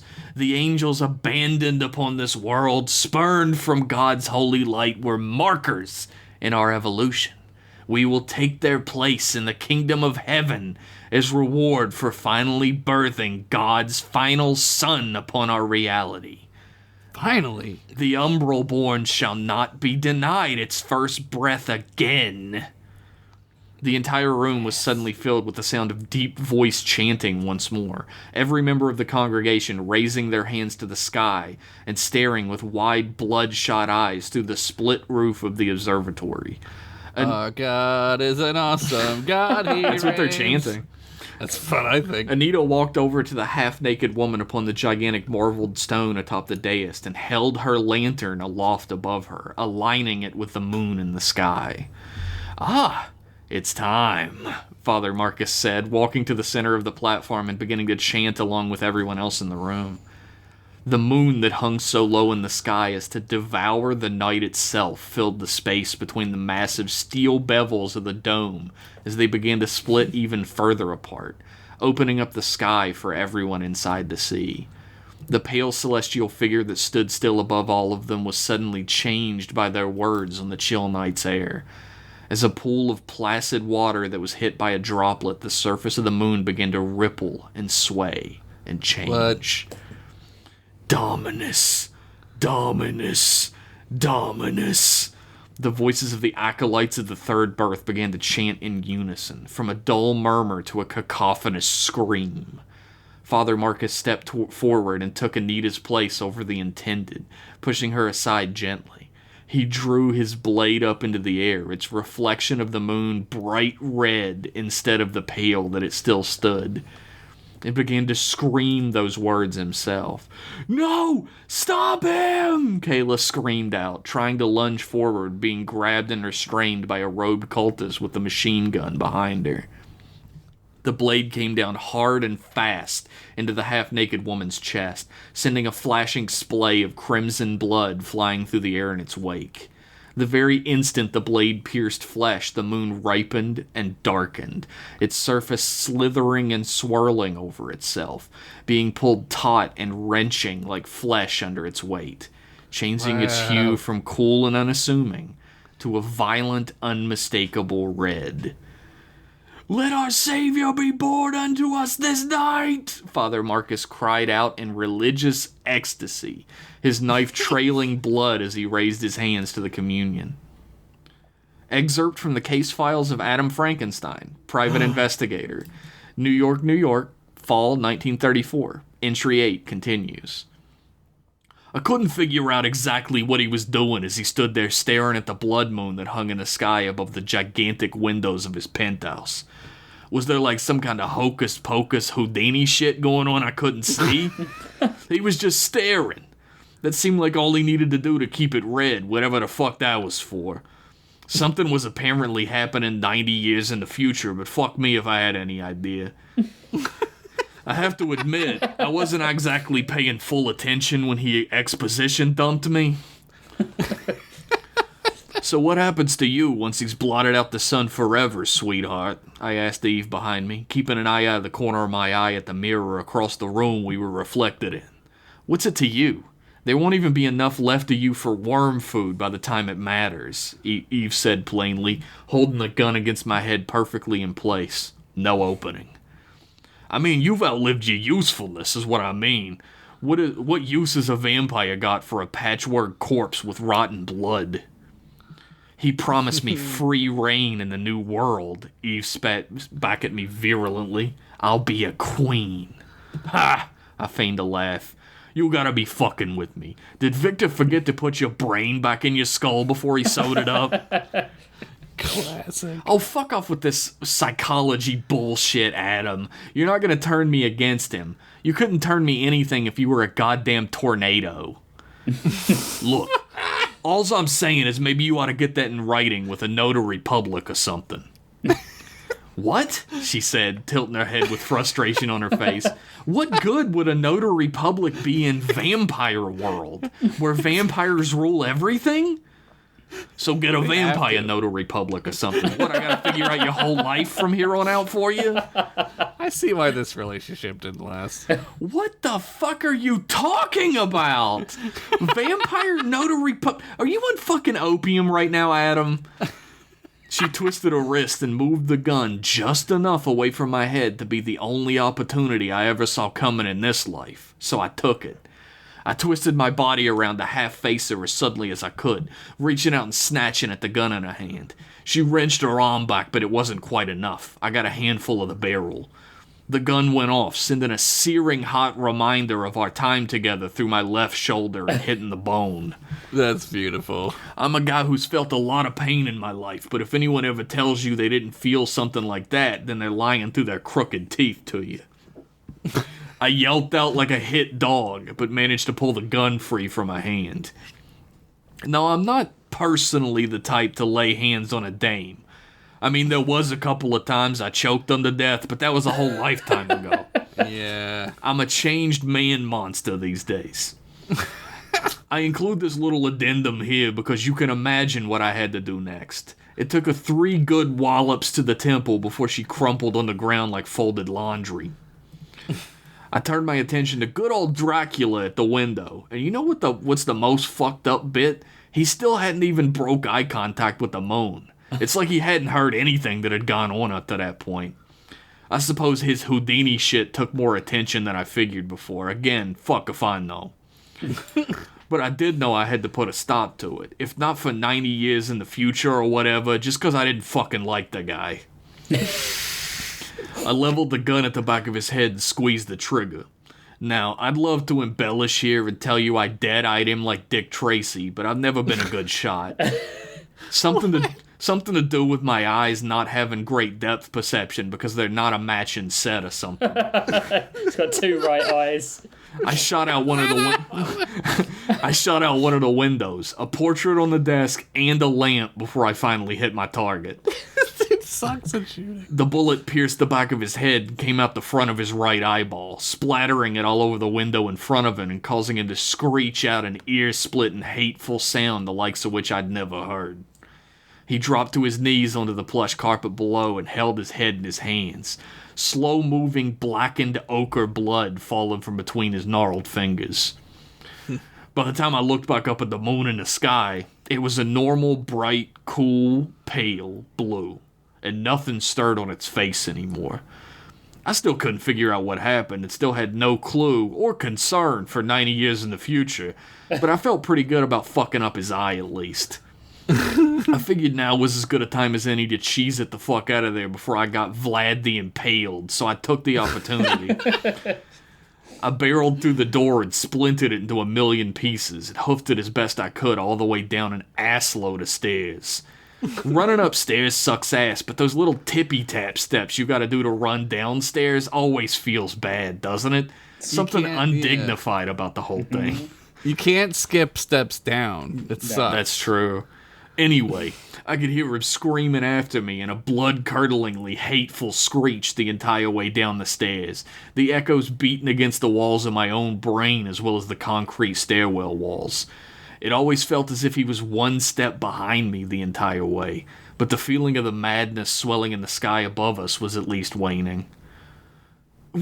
What is happening? Father Marcus screamed out, the gasping screams of the congregation filling up the open dome of the observatory soon after. They all stood transfixed at the sky above, as the red within the moon began to run out, like a hole was pierced at its bottom, the fleshy movement beneath it dragged out from within and relinquished as it drained. No, no, no, no, no, he screamed, pointing down to the audience below. Grab Kayla or Flinch and bring them up here. We'll sacrifice one of them to reblood the ritual. We will be victorious still. The guards holding their machine guns in one hand each grabbed both Kayla and Flinch by their arms, causing both of them to be jerked backwards. The sudden movement caused Flinch's side pocket to smack against his belt in just such a way that the final bullet in the revolver in his pocket went off, firing straight down through his overcoat into the robe cultist's foot. The cultist, Fucking Indiana Jones as hell. the cultist threw his head back in a loud, pained scream, dropping his gun on the floor in a clatter. The other guard instinctively opened up fire, his gun held almost directly against Kayla's back. But to almost everyone in the room's surprise, the bullets ripped through the jacket and were ejected back into open air almost immediately on the other side, with a loud metallic ping. Kayla spun on her heel, using the confusion of the moment to spin kick her guard in the chin and send him spilling backwards onto the floor in a heap with one well-landed strike. She dove then, sliding across the floor and snatching up the machine gun from it, turning and firing it pretty much willy-nilly into the crowd of cultists. Fuck yeah. Screams raised up, not of anguish as before, but of fear and pain as bullets sprayed into the crowd for only a moment, dropping 2 or 3 cultists and sending the rest of them running for the fucking hills. She slid her hand up and under her leather jacket, yanking a connection free unseen beneath, and returning with a round silver shield in her hand, the front of it covered in sickeningly spiraling shapes like an organic maze, leading to a central point on the shield with a strange otherworldly symbol upon it. The same silver shield she had picked up in the strange, horrific city beneath Huntington, West Virginia, had now saved her life, and was currently being swung around like a battering ram, slamming into the heads of any cultist mad enough to make a dash for her and Flinch as she protected them both with it. God fucking damn it! Father Marcus screamed, looking around frantically for another sacrifice. His empty socketed mask eyes stopped on Anita standing on the other side of the dais. No, dear, we're perfect together, aren't we? We found each other that cold Christmas Eve, and we made a family. You can't, she whimpered, stepping away from him with her hands up. Father Marcus simply drew his dagger to her and violently grabbed her by the arm, yanking her down onto the stone sacrificial slab right next to the dead body of the previous sacrifice. Yes, dear, you will bring about our glorious ascension, and we thank you for it, for your sacrifice. Kisses! Father Marcus drew his knife up into the air, one swift strike of it to reawaken the blood moon and bring about a newly unstoppable Armageddon. And then glass shattered into the gigantic side window of the observatory dome, splintering into the room in wide swirling arcs. Exploding into the observatory was a Ford F-150 with a ladder on the back of it, sailing through the air and then smashing into the side of the gargantuan telescope at its center, before spiraling off into the dispersing crowd and sending dozens of them flying in its wake, bouncing across the room and against the walls from its force. The massive telescope swung from the weight of the truck hitting it, the mechanisms holding it in place exploding apart and flying in every direction. The gigantic steel form fell straight down, obliterating the raised platform in the center of the room, and landing directly on top of a screaming Father Marcus, whose body was instantly crushed into a fine bloody paste under the incredible size of the machinery. Get hooked, bitch. Take that, Christian. Yeah, Father Mucus. The cultists, who had not been filled with machine gun bullets or killed via indoor vehicular manslaughter, fled out of the observatory onto the streets and into the night, running for their lives and away from the carnage, leaving only the silent, empty, and utterly destroyed observatory behind. Kayla and Flinch stood together in stunned silence, staring at the F-150 wrecked in the center of the room and the dead bodies splayed out around it on the floor. I think I pissed, Flinch murmured. Yeah, Kayla said blankly. The door of the F-150 creakily swung open, dangling off only one of the hinges at the bottom, revealing a sign that said Marcus Repair Service painted on the side of it. And from within the driver's seat, pluckily hopping down onto the floor of the room with a gigantic smile and a big cheesy thumbs up was none other than Myrtle Smelly. Yay! I fucking rule! Myrtle screamed, throwing up devil horns with both hands and jumping up and down in place. She then began to violently shred on the air guitar, mimicking the sound effects of jamming with her mouth. Fuck everybody who isn't me! I'm the fucking coolest in the world! Yeah! Agreed. Alright, Kayla muttered out, coming out of her complete and utter astonishment at what just fucking happened. After what felt like an eternity of watching air guitaring, Flinch looked around anxiously. Can we finally leave now? I haven't had any Big League Chew in like 4 hours now. Oh my god. If you fucking bring up Big League Chew one more goddamn time, Kayla screamed out in the middle of the wreckage left by all the carnage. I just saved the world and this is all you two bozos are gonna focus on? Seriously. Tell me how awesome I am right now. Compare me to Katniss Everdeen right the fuck now. Myrtle began to throw a tantrum, and everything in the world was back to normal once more. Excerpt from the case files of Adam Frankenstein, private investigator, New York, New York, fall 1934. Entry 8 concludes. By the time I'd made it down to the street, the night was completely quiet again. Just the chirping of bugs at the corners and the occasional cat screeching when a neighbor throws a boot at it for doing a big cartoon song and dance number on a back fence. I hailed a late night cab and sat pretty quiet with my thoughts on the way home. I'm a pretty clever guy, but I have to admit I didn't have clue one on what had really gone down at the Dust Corporation that night. I was trying not to think about the repercussions of crossing Dracula when I finally started to hear a strange sound at the edge of my hearing, like someone whispering from the next room, except I was sitting in a cab with the smelliest driver this side of Jersey trying to tell me about his newest invention. Some kind of fancy radio with a picture on it or something? I told him he should stick to driving a cab. Yeah, stick to driving a cab, Farnsworth. Eventually, the voice got louder and louder until it was like the talker was sitting right next to me, right in my ear. Even after only a night of knowing him, it was unmistakable whose voice it was. Mr. DeVille himself, Dracula. You haven't stopped my machinations, Mr. Frankenstein. You've simply delayed them. You see, no king has ever sat upon a throne for long who did not have a plan for all contingencies. This was simply one of many. What you have succeeded in doing is creating a sizable blood net for yourself. One I very much intend to see to its fruition very, very soon. Bitch, he don't even got any blood. We will see each other again, Mr. Frankenstein, at the time and place of my choosing. I will have my eye on you until then. Sleep well. The voice faded as it had come, and I was left in silence. The debt would come back to haunt me if you were wondering, but that's another story altogether. I'll get to it. You'll get to it. Relax, audience. The moral of the story on this one, maybe it's as simple as curiosity killed the cat. Or maybe curiosity killed the cadaver. Either way, case closed. Like the end of The Lord of the Rings, the endings kept happening. Anita woke up laying on the cold, hard ground of the Whitesville Conservatory, the bright light of morning streaking in from the wide-open dome above her. Splintered, broken machinery lay around her in heaps and piles, and bloody, robed bodies lay scattered across the room in every direction she looked.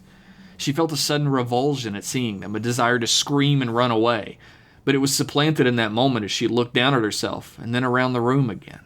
How long had she been here?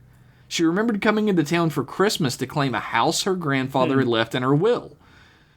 She remembered there being some legal question about why she was the heir, the answer seemingly being that she was his only living female relative at the time. The reasoning for that had become clear when she arrived and found herself the object of unwanted male desire. Time had become lost to her after Christmas Eve. Everything was a blur. She stood up and rubbed at her temples, trying to escape the strange cloudiness in her head that she felt was finally beginning to lift after a long, long time. How long she couldn't possibly know. She muttered to herself, looking at her hands for a moment. Anita Strongman. My God, how long have what has become of my life? She turned her hand over in the light and saw the watch dangling from her wrist. She glanced at the face and noted the time on it. Oh, wow. I'm so late for work. She dusted her tattered, shredded red and white robes off and took off at a power walk through the front doors. I gotta call an Uber and get back to the godless bustle of the city. The Peterson account isn't gonna close itself. I gotta get the paperwork going on that acquisition if I'm ever gonna make corporate accounts manager by the beginning of the next fiscal year. Oh From my one God. cult straight to another. Yeah. And so went Anita Strongman, over the dead bodies, past the F-150, and up the corporate ladder. The end. That was great. Very good echoes. Thank you. Man. That was really good, dude. I appreciate the hell out of that. I had to connect it directly back to the first ever mention of the Blood Moon in episode 3. But also, in the last couple of episodes, you've connected every disparate thread you've had, because you even did it with the Candle Cousins as well. That's true. Very, very good. Good. Yeah, this is like HBO level writing. I'm serious. Thank like, you. great. Arliss level. I get it. Arliss. Arliss $sign level. Arl $sign. I'm glad Anita got free just in time to accept her next horrible fate, corporate life again. Yeah, I kind of hate her more. I kind of think that like at least like a cult like wife, I could wrap my head around why somebody would maybe do that, because you don't really gotta do a whole lot, right? But like, Just sacrifices. why would you want to go? Why would you want to go work in this corporate? She was a godless businesswoman from the big shitty city full of sinners, and that's where she's headed back. Although The big titty. it's been long enough that I guess how old is she? I'll reveal this since I'm never coming back to this character. The kids weren't hers. Like she didn't have kids with this guy. He already had kids. Yeah. And like I pointed out that way earlier, and I feel stupid that I did now, that Anita is Anita Strongman from that story. Marcus is Neiman Marcus from that story. Yeah. Yeah. And he was killed by his own truck. Fuck him. Good. Contractors, man. Am I right? You right. And he's a father, like a priest. This guy is dipping his fucking stink dick in everything. Double fathers, double echoes. There are two save children some of for the the rest of corn ass cult children that you can adopt now from Whitesville, Connecticut. Okay, I will. I'll get on it.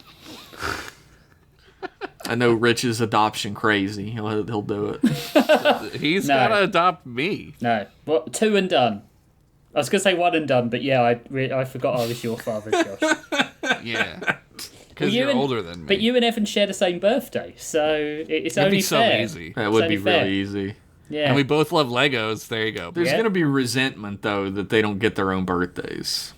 I don't like my birthday, so that's fine. I'm good. Yeah. Well, yeah, plus you do. We do take Evan out for cheeseburgers on his birthday because that's all he wants to eat. So Cheeseburgers.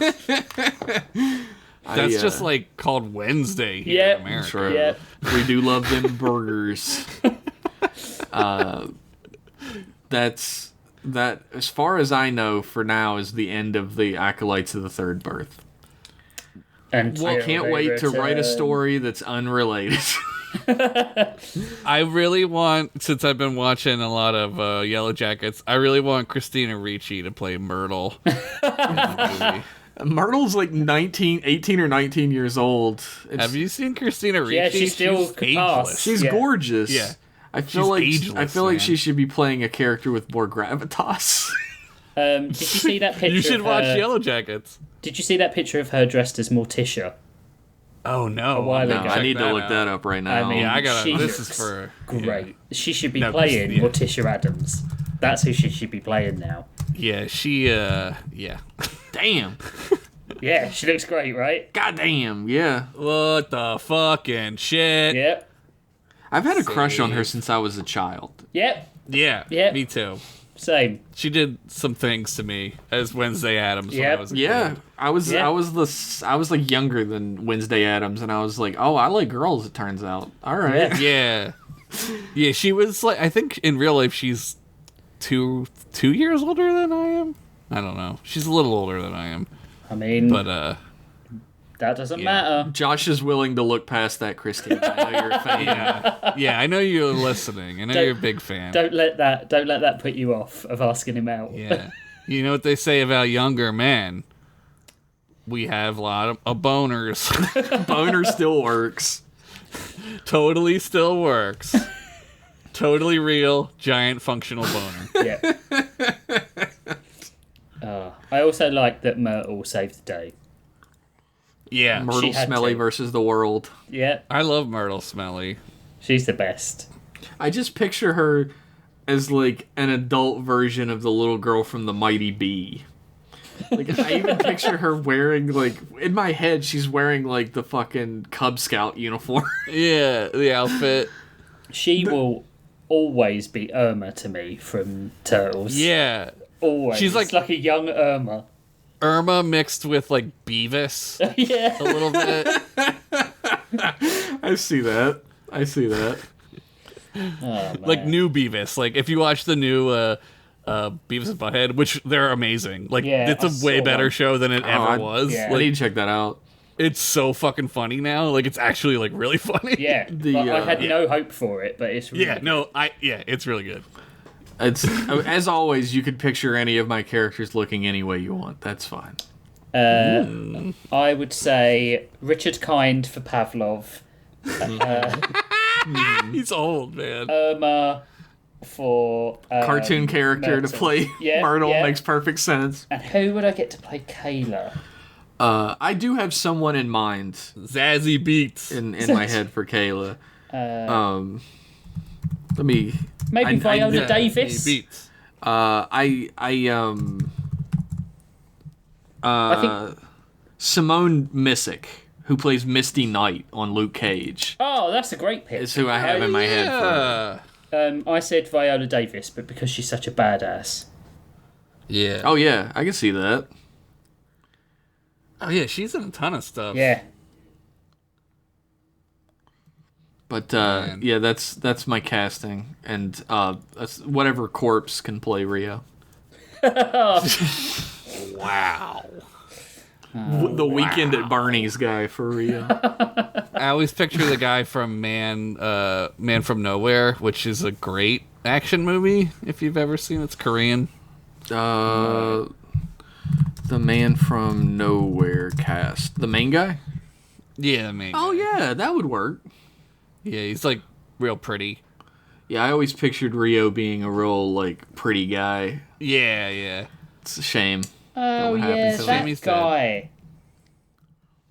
It's a shame he ate his mom and is dead. Yeah. Well, It's a bad way to go, isn't it?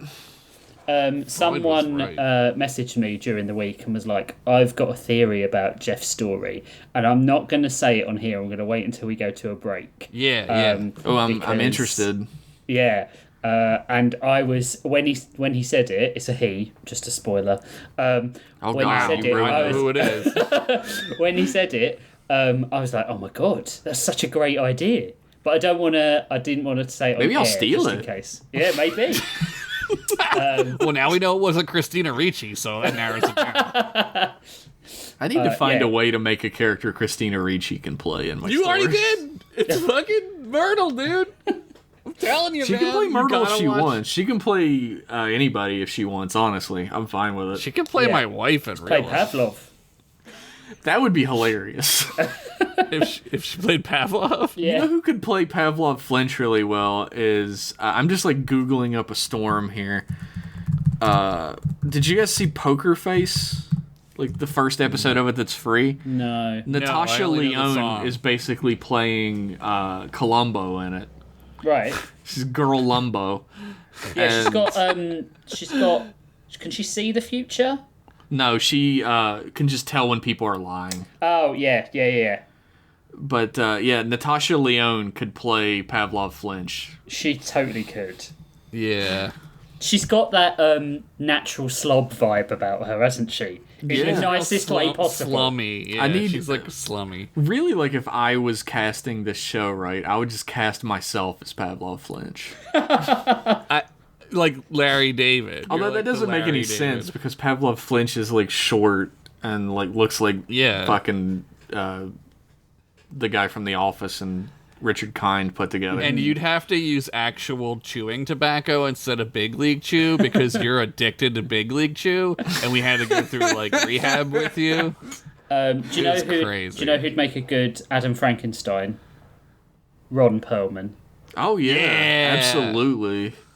I fucking love Perlman. I love Ron Perlman was like, "Hey CEOs, we're gonna fucking come to your house." Yeah. Take Yeah, it. we're just gonna burn saw your house that. down. Yeah. I was like, "You rule." And everyone Ron." was like, I don't see anything. Nothing to see here. "Yeah, didn't see anything." Ron Perlman. Yeah. Yep. All right. Time for a break. We'll be back with part 3. AT&T, the right show.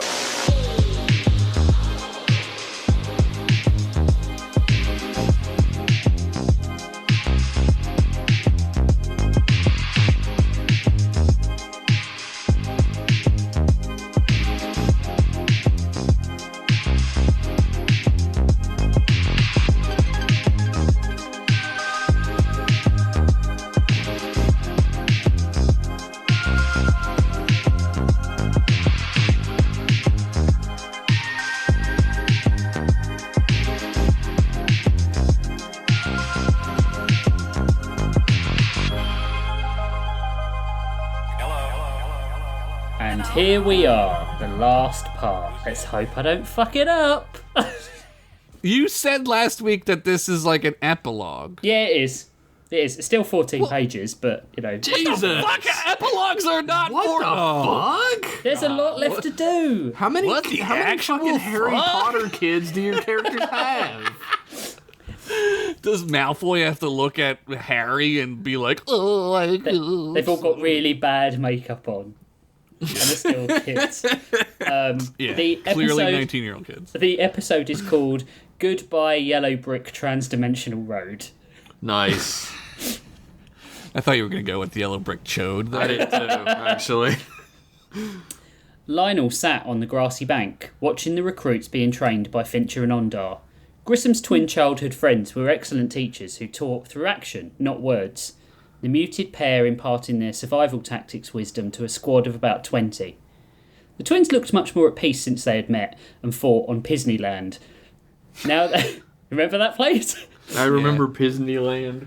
Now they had recovered from the torture and slavery at the hands of the evil Admiral Zaxxon Pisney. The group was growing fast, much faster than Lionel could have predicted. They had already run out of room in Calandra's diplomacy and ethics and Daenerys' xenobiology classes, and Lionel now had nowhere to teach his references in contemporary Earth media classes, but outside Damn. by the lake. It's like Fry. What's it called? Light Bright. It mainly meant him sitting on his own, watching and quoting movies by himself. But now he got to do that while being eaten alive by lakeside bugs. What are you looking at so ferociously? Someone's not misquoting Jean-Luc Picard again, are they? Tamia smiled as she squatted next to him and kissed his cheek. He realised he'd been watching a younger girl who was struggling with the drills that the twins had been teaching her. She had sat out the lesson and took a bench at the side in frustration, or possibly sulkiness. He thought her name might have been Zilly, or Zinny maybe. He promised himself he'd go back and check on her when they were back from where they needed to go. Just, looking into a mirror, I guess, he smiled. He looked up at his wife, his smile fading when he noticed the hand she used to wear Hijoki on was buried in her pocket. It had been 7 years since they had lost Hijoki, but she still subconsciously hid her hand away when she felt anxious, and this was certainly a day that would drag up old anxieties. She was also carrying a bag of knitting, which she had taken up between her missions, and Lionel saw a small sock on her needles. She had done this shortly after his death, hoping that if she wore a sock on her hand for long enough, that Hijoki would somehow find his way back to her. You're right, Tam. This isn't funny. This is sad as fuck. Yeah, He warned us about I this. did warn you. Where's the fucking jokes at? Are you okay, Tam? She followed his eye line and stuffed the sock back in her bag. I'm fine, Lionel, I promise. I thought you'd want to know that Grissom's touching down in about 5. We got the yodel when he entered the system. Also, we thought we saw him on long-range sensors doing donuts around the Nabari Nebula, but actually he was just spelling out something with his antimatter exhaust. Let me guess, it was Lionel's a dick, Lionel smirked. I think the noun was of a different gender, Tamia said. Lionel's eyes stayed on the knitting bag. He, say if he settled that border dispute on Zanite? Tamia hooked a finger under his chin and lifted it to her face. He apparently tried chatting, tried partying, he even suggested they get all nude and wrestle it out. But once he put his gun on the table, his actual gun, not his penis, those border colonist Poindexters just agreed to it the moment he offered them a pen. Lionel shook his head. It's not really the way I want us to operate now. Tamia wrapped her arms around his neck. A fox can grow grey, but it can't grow good, Lionel. If you want diplomacy, you send Calandra. If you want patience, you send Rawson. If you want to show a force and a potential public indecency offence, you send Grissom. Yeah. Unless, maybe you think we don't need to show force anymore. Lionel chewed the inside of his cheek. Not this again. Can't avoid it forever, Lionel. This isn't the Dukes of Lead anymore. The twins, Daenerys, even I can accept that the universe needs a new way of doing things. Grissom Graves can't. You need to stop forcing a bastard-shaped peg into a round hole because he's your friend. What does a bastard shape look like? Just Grissom? Yeah. Lionel Like a got Wile E. up. Coyote Grissom shape. Yeah, just like a cookie cutter. Lionel got up and helped Tamia up too. Maybe tomorrow, Tam. I certainly can't do it today. Agreed. Let's go welcome him home. Tamia slipped her hand into her pocket and offered Lionel the other one. And well done for not laughing at round hole. Lionel smirked. What can I say? I'm all grown up now. The ribbon was cut with the laser scissors, and it fell to the floor in a pleasing manner. But with it, Ludwig felt his spirits drop. It marked the end of a 7-year journey to take his mind off things he had yet to address, and now there was no hiding. The applause drowned out his thoughts, and he quickly smiled as Tabor slithered over to him. He offered him a tentacle, but Tabor knocked it away and wrapped the Krakenite in a massive hug, pushing the air out of his lungs. Careful, General. I'm not as young as I used to be. Anyways, you have a public image to keep up with, Ludwig puffed. Bullshit. Stuff we have been through together, they're lucky we're not raw dogging on the steps. I feel that, man. Tabor smiled. And none of the general crap. Just because I'm a hero to these people doesn't mean you have to treat me any differently. You are the chief military advisor to the Queen of New Ithia. It's not crap, it's respect, Ludwig smiled. Tabor looked out over the new city that Ludwig had been instrumental in creating. The space dock, the library, the proto-Starbucks, so that everyone could say, let's not go to the proto-Starbucks, there's a better coffee place in town. Everyone needs a proto Starbucks to compare all other coffee to. New Ithia was a gleaming paradise of crystal, metal and organic. What's your next project, buddy? Strip club, maybe? Sexatorium? Yep. Ludwig smiled. There's not much left for me to do here. I'm a freedom fighter. The Omniverse is free. A silence fell between the pair of them before Tabor broke it. Haven't seen Mooks in a while. You know where she is? Ludwig nodded towards the building next door to the extension they had just unveiled, the new headquarters of the Mothman Prophecies. Where else? Mookie held the acolyte's forelegs in their own shaky legs and tutted.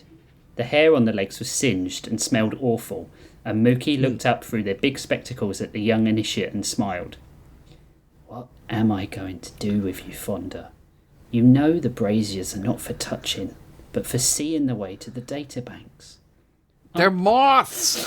Yeah, don't stick fucking open flames in the building then. I'm sorry, Mother Mookie, Fonda whispered, near tears. Don't call me Mother. Mookie will do. You don't need to be upset, little one. Many was the time as an acolyte that I burned my legs on braziers. They got up with a creaking groan and opened the first aid kit on the wall to remove a roll of bandages from inside. Pain shot through their back. They were getting old. Is it, the Mothling started as Mookie rapped, is it true that you were an omniseer? Wallin and Freto said that you were the most powerful seer the Prophecyers had ever produced. At Mookie's raised eyebrow, the youngling went on. If you don't mind me asking, what happened to you? Normally I would shout at young acolytes to get the hell out of my office and go back to their studies for rudeness like that, Mookie sighed, and sat a little straighter as they finished up the bandaging. But you've asked on a particularly auspicious day. I burned out my powers to stop the literal representation of all sorrow and save the entire Omniverse at the cost of my soulmate. Now I teach small children who touch things they should not. There, you can go back to your studies now. Fonda got up, looking behind her as she opened the door. I'm sorry I asked, but there was no need to make fun of me. She closed the door a little harder than she would normally, leaving Mookie in the dark. Fucking kids, eh? You never catch me having them, Tabor said as he slithered out of the shadows, catching the roll of bandages that Mookie dropped. Partially because I'm the last of my species, but also because kids are more savage and cruel than 100 technomancers. Damn you, Tabor, you scared me, Mookie hissed. I thought there was nothing to be scared of anymore, since we're big, victorious heroes and all, Tabor laughed as he raided Mookie's cabinet and found a bottle of Dank Pit Dwarf Ale. You were holding out on us, Mooks. You had this back on the Swift Feather? Mookie sighed. I was keeping it for a special occasion. By all means, this is the best occasion in the year these days. Tabor put an arm around Mookie's shoulder. His friend looked ancient, and he was reminded that moth lifespans were not as long as most humanoids. Yeah, like 4 days. It's good to see you, Mooks. They hugged him. You too. I look around at all these children to remind myself why we fought, because we don't seem to be getting much from it. Tabor was taken aback. Mooks, we're still alive? My point exactly. Mookie pulled a metal cylinder from the desk, took Doots' keytar from its place on the wall, then turned to Tabor. Shall we go get Ludwig? Barthor leaped high into the air and kicked the harvester in the face, and as she doubled over in pain, Blotch lifted her cudgelled hand to knock the woman's head back. She fell to the floor in a heap. I haven't seen one of these in a fair whack. Barthor sat down on a log and inflated his throat pouch.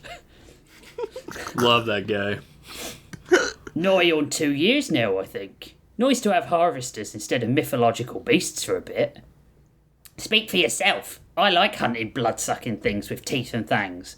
Sod's Law one'd turn up today, Blotch tutted, holding the metal portal device in her hand.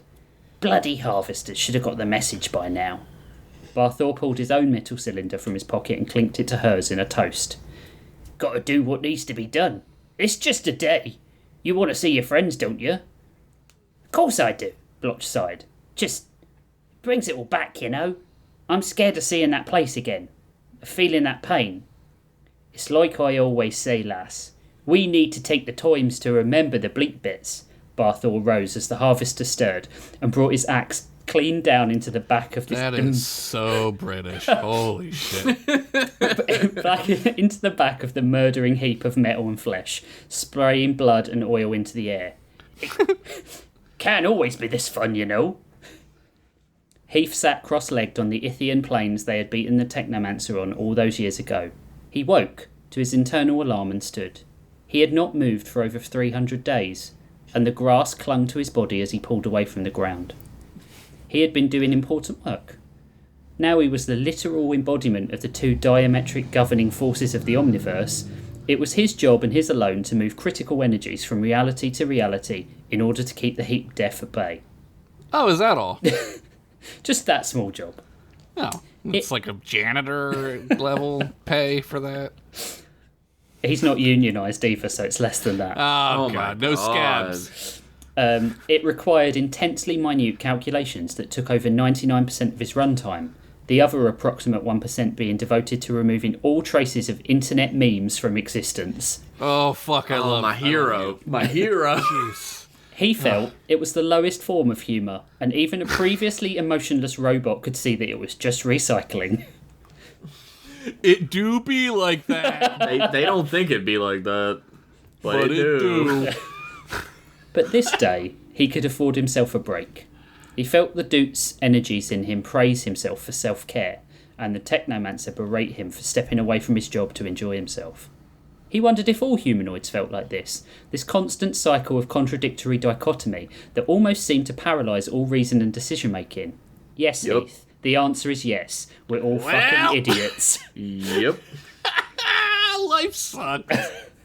The once dead plains of Ithia had been rewilded under his watch, and Ithia was now a solar punk world where nature and civilization worked in harmony.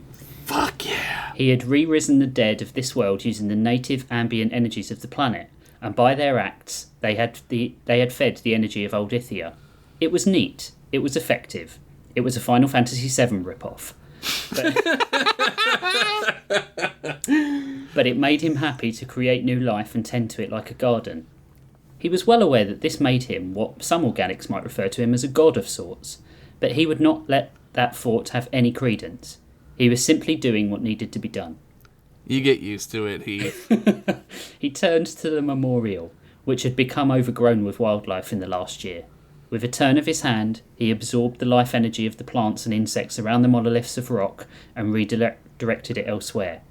Was this how the quest for power had started for the Technomancer, he wondered? Yes, whispered the Technomancer's energy.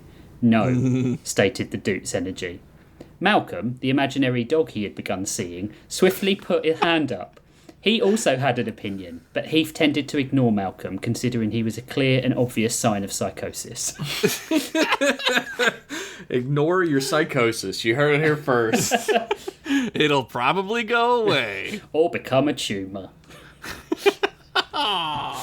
Nice to see you up and about. I thought you would be home for bees if staying there much longer. Stoker came out of the tree line, holding 6 kegs of strong ale that the dead Ithians had made especially for the heroes of the Omniverse War. The ageless bug still hobbled after his beating at the hands of the Technomancer, and though his wings were still attached loosely, they hung limp from his shoulders like a beautiful patterned cloak. He would never fly again. Hello, Stoker. How Where are have the you been? jokes? There was hardly any jokes in the story. I'm really sorry. What a way to end it. Sad. Hello, Stoker. How have you been this last year? Heath said. I am enjoying unending life with zombie people. Lots to do. Much time to do it. Stoker placed the kegs down on the soft grass. Were you not supposed to build hall for us to meet in this year? Peoples will be here in no times. Ah, yes, Heath said, as he raised his arms. The ground shook as he drew from the particulates in the soil to build a magnificent meeting hall of stone and mortar that was erected in 10 seconds. Busting my back building this last year when he just pulls perfect buildings out of ground, Stoker muttered as he took the kegs into the building. With the memorial tended, with refreshments already being transported by the inhabitants of Old Ithia, and the meeting place set, Heath sat and waited, not working, but devoting all runtime to anticipation of seeing his friends again.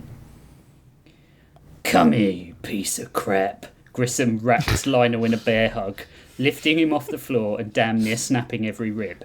Grissom kissed him on the head. It's damn good to see you, little brother. Oh. You too, Gris. Lionel held him out at arm's length. He was looking old. His dark skin was lined at the eyes and mouth, and the black springy goatee he sported was now more grey than black. Been a while. Getting the missions directly from Tam means I don't have much time to come back to the barn. Grissom looked around. The Dukes of Lead compound had become almost like a college campus. While there were military-like drills, shooting practice, students under a tent were discussing the merits of social intervention and critical care, which to Grissom was entirely too much bullshit to devote any brain space to. Looks a bit different from my day. I know it might seem a little namby-pamby to you, Lionel said. Not as namby-pamby as a grown-ass man using the term namby-pamby. Got smiled. Yup. Lionel ignored him and went on. But The new dukes need to be part teacher, part social worker, part diplomat, part protector. We need to help, not just to shoot first. Otherwise, we're just some fascist police force. Grissom raised a hand to stop him before he brought out a PowerPoint presentation or something. There's a reason I put you in charge, Lionel. I trust you more than anyone I've ever known. If there's a man alive that was meant to do this, it's you. Lionel stopped and turned to his friend, with a smile. That might be the nicest thing you've ever said to me, Grissom. Grissom looked down at Lionel and then kept walking. You got spinach in your teeth, kid. Straighten up for Crom's sake. Let's go get Tam and see the gang. Lionel sighed. I've just got to pick up a present for Mookie from the lab first. Blotch gasped as she stepped through the portal at how green the planet had become. When they were last here, the ash in the air was so acrid it burned your throat, and the wildlife carried pocket knives and huddled around burning chariots. Damn, that sounds awesome. It's like Philadelphia. Now, the planet had been reclaimed by nature, with winding creepers passing through buildings and out of the old half-destroyed wagons. From the portal, she could see the great tree of Harad Natar in the capital city of Etros. When Hallie, Barthor and Rhea had fallen in battle against the Technomancer, the tree was dead, but now it was flourishing again, the great structures built into the tree showing signs of busy activity. She felt herself silently sob. Her home was healed, and if not for the fact that this place carried so much sorrow for her, she could see herself returning. Weird, right? Tabor slid in next to her. You can never come home again, and not just because your dad caught you doing something questionable to a sofa cushion. You said that like everyone has gone through. She turned and gave him such a hug that he had to reduce in size. All her worries about returning, all her anxiety, melted away to be replaced by love. It's so good to see you, you slithering puddle of black jizz. That is no way to treat a military leader, Tabor laughed. I wouldn't let you lead me to a buffet cart, Tabor. Grissom whispered behind him, and Blotch and Tabor embraced him, Lionel and Tamia in return. Grissom was as rugged as ever, but the years were starting to take their toll. Tamia was just as beautiful as she always had been, but it still hurt to see her without her Jokey. She was staring at the monument, and Lionel... she stood staring at the monument, quiet. Lionel was a man now, and not like the pissant little man-child he had previously been. He held himself differently, filling the space as if he owned it. He reminded her of a younger Grissom. How are you guys doing? How are all the new dukes settling in? Tabor asked. Tiring, Lionel said, but rewarding. Always spots for you two there. He knew it was futile to offer. He asked them every year, but there was a part of him that felt if he could get them all together again, it would feel the unease in his heart. I wouldn't leave Barthor again, Blotch said. To be honest, we're having so much fun hunting monsters in his reality that I couldn't imagine doing anything else. Same, said Tabor. New Ithia takes up a lot of my time now.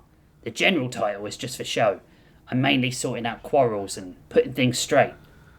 Sounds like you're both new dukes anyway, Tamia said, still looking at the stone structure. It's not surprising.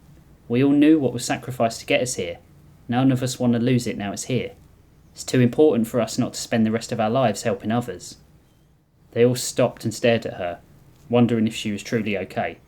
But Tamia turned to smile at them. You all need to stop worrying. The Omniverse is safe and we're all happy. You're all waiting for the other shoe to drop, but it's not going to. I am now! We're safe. We won.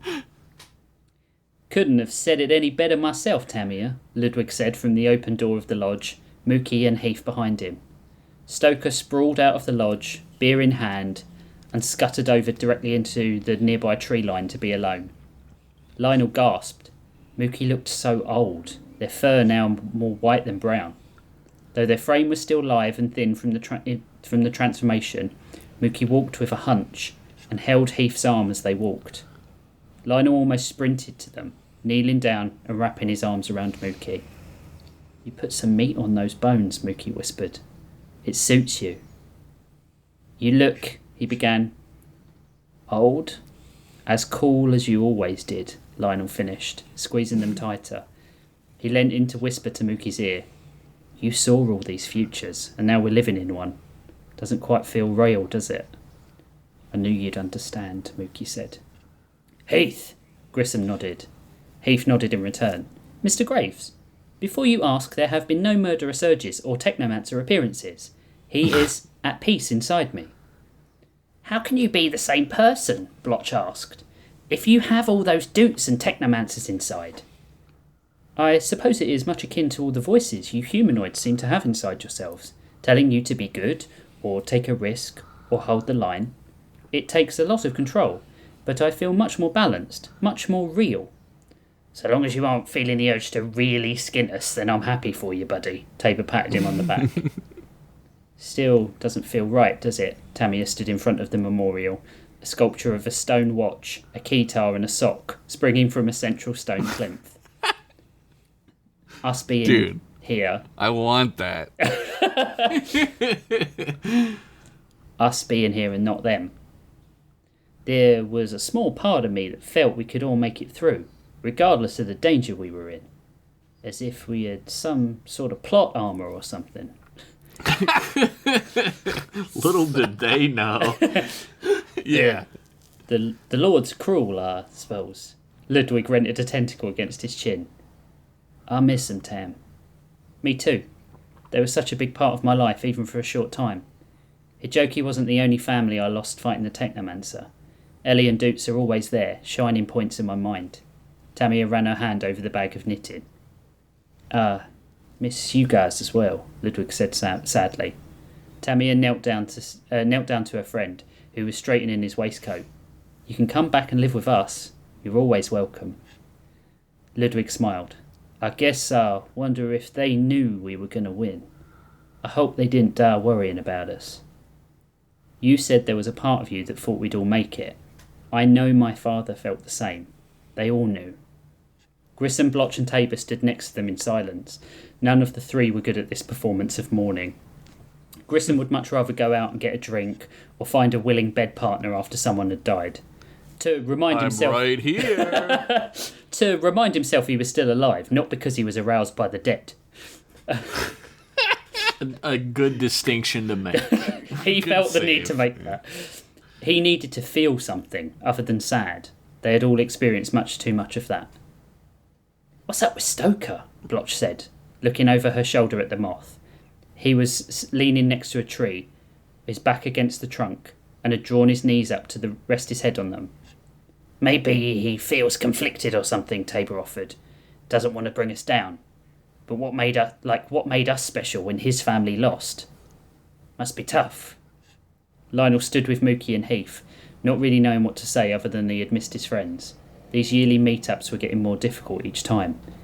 In some ways they were stuck in this place, never moving, never changing. A multiverse surrounding them, but unable to climb out of this gravity well. He spoke suddenly, not realising what he was going to say until he blurted it out. This is the last time we should come here. If we don't move past this, then we didn't end this sorrow, and all our sacrifices were for nothing. I want to see you guys without all this hanging over us. Our story's done. We need to let it go. Agreed, Tamia said, gesturing to Hijoki's statue. I carry my father in my heart, along with Doots and Ellie. I don't need a place anymore. Mookie sobbed. I can't keep seeing her like this. It's not what she'd want. It's not her. Stoker scuttled over and landed with an unceremonious thump at Mookie's feet. No, I will not have this. You all deserve to be happy. You loved these people, just as I loved my own yous. Fires that burn bright last shorter amount of time. We, and we alone, that know that time is flat circle. Eventually all of us might be here again together, and we should celebrate that. You all saved me, and we saved a universe of universes. We killed sorrow. Let's not dredge it back up to life by moping. Are stupid, or did what he said make a lot of sense? Ludwig asked. Stoker turned his head to one side and vomited all the ale he had drank over the past 2 days, along with a whole fish skeleton, into a patch of dry grass by the memorial. Your profit, sir. Tabor bowed towards Stoker. Lionel gestured to Heath and removed a small cylinder from his pocket and gave it to his friend. Heath, Ludwig and I have been working on something for you, Mookie. Heath extended the cylinder, the small shape extending into a full telescope with a thin-legged tripod. He placed it down, then checked his internal chronometer, then orientation, before turning the telescope and bending down to it. Ah, there we are, he gestured to Mookie. Prepared to do some time travelling? Mookie looked to Heath with suspicion and then bent to peer through the telescope. There, in the centre of the image, was the shining, moving, sleeping body of Doots. She lay in a fetal position, surrounded by a vast, colourful emptiness. She was so bright against the background, so luminous, that even she lit the dark shape of the technomancer lying alongside her. Mookie pulled herself away from the viewer. How? It takes about a second for light to travel to your eye from your typical moon. That means we're not really seeing the moon, but it's echo from a second ago. The further afield we look, the further back in time we see, Lionel said proudly. It started as a project Lionel gave us to try and prevent a historical event, Ludwig shrugged. I just thought it was a mistake for Lucas to sell Star Wars to Disney, alright? It wasn't long after they bought those nuclear codes and started the war on Earth. You know what? I believe it. Oh, yeah. Heath nudged Lionel. What you are seeing is the recombination. The period about 400,000 years after the universe was reset, when light and ordinary matter decoupled, when Doots and the Technomancer were born. Mookie stared at the telescope, then back at her friends, crying freely. This is amazing. I can see her one last time. She's at peace. The crew retreated to the lodge, where way too much reminiscing, drink, food and laughter was had. There was a vaguely last time feeling around the celebration, and when it was time to say goodbye the next morning, no next meeting was arranged. Grissom sidled up to Stoker as they walked to the disembarking point. Our agreement? Stoker nodded. You mean watching over Metal Fiend inside Metal Friend? Yeah, Grissom nodded. I don't think it's needed anymore. Heath has it covered. It's taken a while, but I gotta admit the robot has earned my trust. Either stay, watch over him, and make sure Heath himself stays okay. If peoples find out what treasure he has inside, they could try crack him open like nut.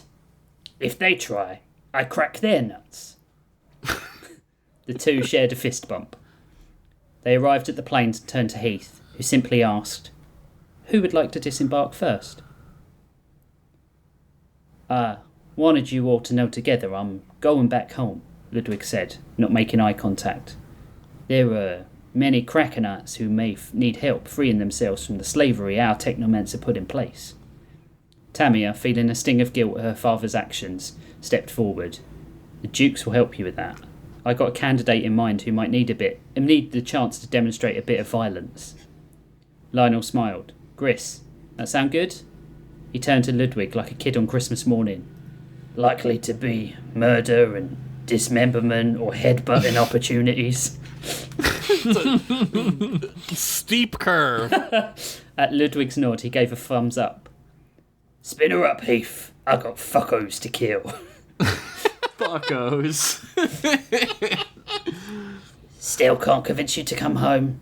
Tabor prodded Blotch, already knowing the answer. Dude, I am home. You should come visit. Their Tabor is almost as obnoxious as you are. Wow, you almost have me coming through with you now. I'll visit as soon as I can. Got my promise on that. Tabor wrapped himself around her in a snake-like hug. The glowing portals of orange swirled into life as the crew embraced and said their goodbyes. They felt like proper goodbyes to Tamia, and that in itself felt right. She loved every person and disgusting trash-eating giant moth here, like they were family. The family she never had, the family she had desperately craved after her own parents were gone. But they had lives to live. Tabor watched as Lionel's crew and Blotch walked through their respective portals, and then stared back at Mookie. You're not coming, Mooks? Mookie shook their head. Not quite yet. Tell the prophecies I'm taking a leave of absence for a while. Tabor rushed to Mookie, giving them the squeeze of their life. I love you, little bug. I love you too, they whispered. He slithered through the portal, unable to look back, and once they had all closed, Heath stood with Mookie in the clearing. I take it you wish to take another look through the telescope? No. I wouldn't be able to use it again without breaking. But I do want one last thing, Mookie said as they pulled Doots' keytar from behind them and passed it to Heath. She's in there with you, isn't she? Yes. Doots loved you very much. I feel it every day, Heath said, sitting cross-legged in the grass by the memorial and taking the keytar. Play for me, please, the old moth said, laying down on the ground at Heath's feet.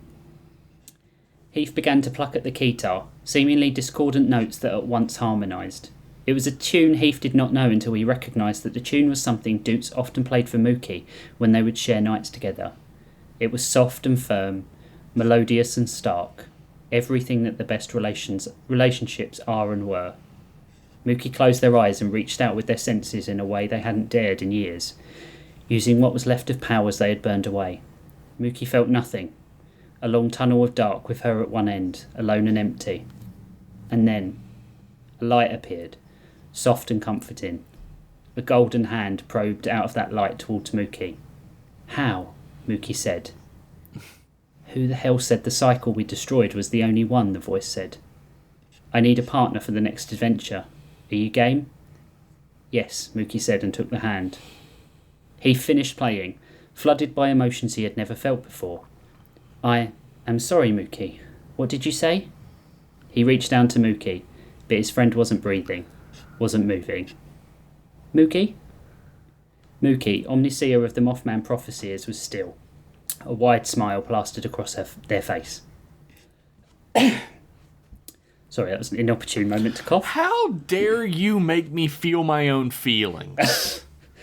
Yeah, this is good as fuck, but sad as shit. On our comedy podcast. And then there's a joke, right? There'll be maybe. You think we're doing... Well, I've still got to do the outro yet, and you know that's going to go badly. So. Oh, that's going to be a train That'll wreck, save so, me. Yeah. You think we're doing the right thing with the Dukes? Lionel said as he stood on the verge, watching the same group of kids he watched the day before. The same girl was having problems with her defensive form and getting frustrated again. I think a problem needs a hammer. But a lot of the nails are gone now, Lionel. I don't know what you want me to say. Grissom noticed that Lionel was only half listening and was watching the group of kids that were being taught combat manoeuvres by his friends. You listening to me, shit for brains? Lionel lifted a hand. I am, The girl who was having problems moved to the bench again and put her head in her hands. Lionel started walking down the hill towards her, calling back to Grissom. Give me a sec, Gris. I just need to help this kid out. Yeah, I'll be here, Grissom said, watching Lionel as he ran down the hill before picking up his bag and turning back towards the conveyance of Grissom Graves 3. You've got a third one. Tamia was standing there by the ship, hand in pocket, knitting bag across her body. You are a terrible liar, Grissom Graves, Tamia said. Don't start, he said as she joined him in the walk back to the ship. Lionel doesn't need my opinion. He's got a good compass. He's got heart and he's got you. Kid's so much like Emmett, it hurts to be around him sometimes. Tamia sighed as she approached the vessel and Grissom started loading the ship up. I know. He needs to cut his apron strings from you. I told him as much. But he loves you. I think it bothers him that he doesn't see you as much anymore. The two of you were the Bonnie and Clyde of the universe for a while back there. I just need to put some distance between me and Lionel so he isn't always asking my opinion. He's a much better teacher than I ever was, Tam. Plus, there's a universe of mess out there that needs tidying up. But I won't be far off. Grissom threw his bag into the hold. You think I won't be back when my nephew's born? Tamia was white as a sheet, stopping dead in her tracks. What? He turned to her, smirk on his face. I clocked the knitting. Lionel and the others were thinking you were knitting another Hajoki, but those socks are way too small. Too small, yep. He hasn't put two and two together yet, has he? She laughed. You remember who we're talking about? Plus, I'm only 5 weeks along. I didn't want to jinx it. Grissom smiled. I'm happy for you both, but this won't this impact your life of backflips and decapitations? Tamia looked horrified. You think I'm the stay-at-home mother type? Lionel can play wet nurse while I'm bringing home the bounties. She hugged him, and despite his hatred for public and private displays of affection, he squeezed her back. I'm proud of you both, and I know that Hijoki would be even prouder. Yeah, that's it. Then you lift your elbow and then square your hips. You'll get more power in the block, Lionel nodded, smiling at the girl's form. She thrust with the blade, but sighed at her lack of power. I just can't get it. You will, Zilly. It took me a long time too. Grissom said I had the form of a dead goose being fucked by a mangle when he first started teaching me. What? Lionel took a deep breath, remembering how irritated that old bastard had made him. And if you don't get it, that's okay. Got a whole ton of roles at the New Dukes. Just because you might not be able to use a blade doesn't mean you can't help people in 1,000 other ways. I'll keep practicing, Silly smiled. Thanks, Mr. Ritchie. She ran off to rejoin the lesson, Ondar giving him a thumbs up in thanks. Mr. Ritchie? Fuck, she just killed you, dude. Lack of form or not. Tamia bent down and put her arms around his neck. I warn you, if you start to go senile, I'm going to put a pillow over your face. Engines roared overhead as Grissom's ship departed to meet Ludwig. Lionel looked up and watched the ship break atmosphere with a characteristically noisy bang. He smiled, wishing his friend well, then stared out into space for a minute or so, thinking about how many other versions of him might be out there, thankful for the fortunate life they'd been given. Hey, Tamia whispered. Where are you? Lionel smiled and rubbed the arm that was wrapped over him. I'm just like you, Tam. Just like Tabor, just like Mookie, like Dukes and Blotch, Grissom and Heath. Ludwig, Hijoki, Ellie. He sighed a contented smile. Everything was going to be okay. I'm everywhere. The end. My God damn, Rich Masters. Yeah, I'm sorry, that was sad. I am glad that you wrote it because this is like epic as fuck. Yeah, that was wonderful from beginning to end, Yeah. but making me feel feelings on my comedy podcast, come on. Yeah, Nobody makes me feel feelings, Rich. I'm sorry. I'm sorry. Not you, not my dad, not my dad. Did I say that twice? You did. Not your new dad, not your old dad. Yeah, I had to do a little sad ending. I can't do happy ending. It's not sad ending. It's just a bit. No, it's not sweet. either. It's both. Yeah, It's a just an realistic end. ending. Yeah. Yeah, it's good. I'm pissed that I'm not gonna get to hear about them anymore. Yeah. But you know, But maybe I could sweeten the deal a little bit. And then a meteor hits the planet when they're all still on it, and they all die. The end. yes, I didn't kill them all. I did kill Mookie though, but for a good reason, right? Sure. I Yeah. mean, I guess if like killing sorrow is good. I didn't want it to be a killing you gays moment, right? So I wanted to give them some sort of door into a new future. That was nice. That was a beautiful touch. I like that a lot. No, it was great. Yeah, it was really great. Yeah. Oh, glad you liked it. I knew. I don't want to say I'm I a knew you genius. I knew about the kid. I knew. Yeah, I heard you. I Yeah, I heard knew you about do the a kid. do a breathe. Josh does a. Is it got a little tail where he does a when he knows what's happening? Yeah. Yeah. You could also tell when Josh knows where the joke is going before it gets there, because he'll just quietly kind of laugh at a little bit in the background, like he knows where the joke is about to go. It's coming. Hey, I'll be right out. Thanks, truck. There was a going on fucking here lawnmower during the story. I heard it. Yeah, I sorry. I didn't hear the lawnmower. I got fucking Dom Toretta's whole crew out here today. So. they're racing for pink slips. I don't know. No, that was a wonderful epilogue, and I loved it. I had to feel feelings though, which is, as a man, I should never have to do. As a toxic man, I feel like that you've poisoned me, and now I'm slightly less manly. As a big cog in the patriarchy, I really hate that I had to feel feelings. We are typical toxic males. You are right. Talking about cars and sports all the time. Yeah. Talking about cars and lawnmowers like real men. Our number one viewer, Christina Ricci. Yep. Viewer? She would have loved it. Viewer, listener, whatever. Whatever. Sometimes you watch the screen while you watch a podcast. If you listen, I to watched it on the computer. I watched my bar. audio. Watch the bar go. Yeah. Perhaps Christina Ricci can do a one-woman show of all of our stories. That would be She great. could do it. That would be great. I hear she's not If busy. anyone could. No. No actor is busy at the moment. No, not right now. I believe it's called Scabbing. That story was 10 out of 10. Like, I feel content with how everything ended. I feel the sorrow, and I feel the comfort of the saved future at the same time. That's like a perfect This is the greatest epilogue. episode we've ever done. It's been a good one.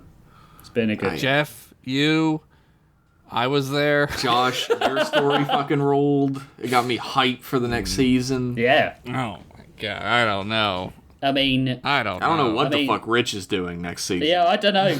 I've got like about 4 ideas, but I've not really drafted any sort of like thing. I've not thought. Yes, So I too have so many ideas. I'm There's just so many. I do have a few stories. None of them are connected even slightly. Yeah, I might do that. That's what I might do. I might start doing some branching and then see how it comes together. Did you say raunching or branch? Branch. Is that like Sorry, English branch? branching. Like Branching, yeah. You gotta go on the tree branch, like eh? the most amazing television show ever made. Bronk? You're gonna bronk I'm out? gonna bronk out. Yeah. The thing about Bronk is he's a guy. We don't know anything about that show. I watched that fucking interview with the dude who played him. He's like, Brock's just a guy. He's just a guy. He's got this famous catchphrase: "Bronk out with your conk out." Oh my god. That's what he made says. shirts of it. Yeah, that's what he says before he kills someone. Before he smokes a fool. Smokes him. I'm really excited to see where 357. I'm really excited to see where Daranos goes because the story Yeah. is still ongoing. We don't know where it's gonna go. Daranos will never end. Yeah. It shouldn't. I'm excited to That's the see thing. Rich like weave us a new narrative full of characters he can kill and make us feel bad. Yep. That will And never I'm ex- change. I'm excited to write some standalone stories that I don't have to weave into a narrative haphazardly because I feel jealous that Rich has a narrative.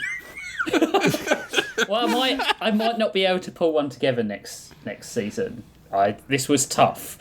Yeah. This was like a full episode, like TV It's 26 series. episodes. It's 26 Yeah, it's crazy. episodes. It's not even a full TV series anymore because they only do 10, right? No one does 26 ever. No, It's crazy. It's crazy. It's a crazy. It was like a full 1990s to early Yeah. 2000s television show. Might just cheat. I might just cheat and adapt to my book and put some jokes in there. Wow, I might cheat and adapt my book. The Well, book it's that never I've getting written. it's never getting published, so I might as well make some why? use out of it. I have an idea for a book that'll never get published. I'm pretty excited. Is it It's just called Alf, a complete visual history. That'll get published. Everyone loves Alf. it's pictures My of God. Christina Ricci in a coffee table book? Creepy We've all ass had photos that of idea. Christina Ricci I've taken by Jeff Pennington. Take it around Los Angeles or wherever. Telephoto lens stories by Jeff Pennington. That's called paparazzi, Jeff. I heard a song about that once. Paparazzi don't preach. Paparazzi don't preach. Preach. I'm in trouble. Click camera. I'm in the bushes deep. I made up my mind. I'm taking your photo. I think that's my least favorite Madonna song. Yeah, I agree. that maybe that or Lucky Star. I'm not. Oh, Lucky Star's I great. like Lucky Star. I'm not a big Lucky Star fan. I like what's the Dress one You where- Up in My Love. I like that one a lot. That's a good one. The one where in the video the kid goes to the peep show. all of them. Yeah, Oh my what's that god, I can hear it, but I can't Yeah. remember what it's called. What's it sound like?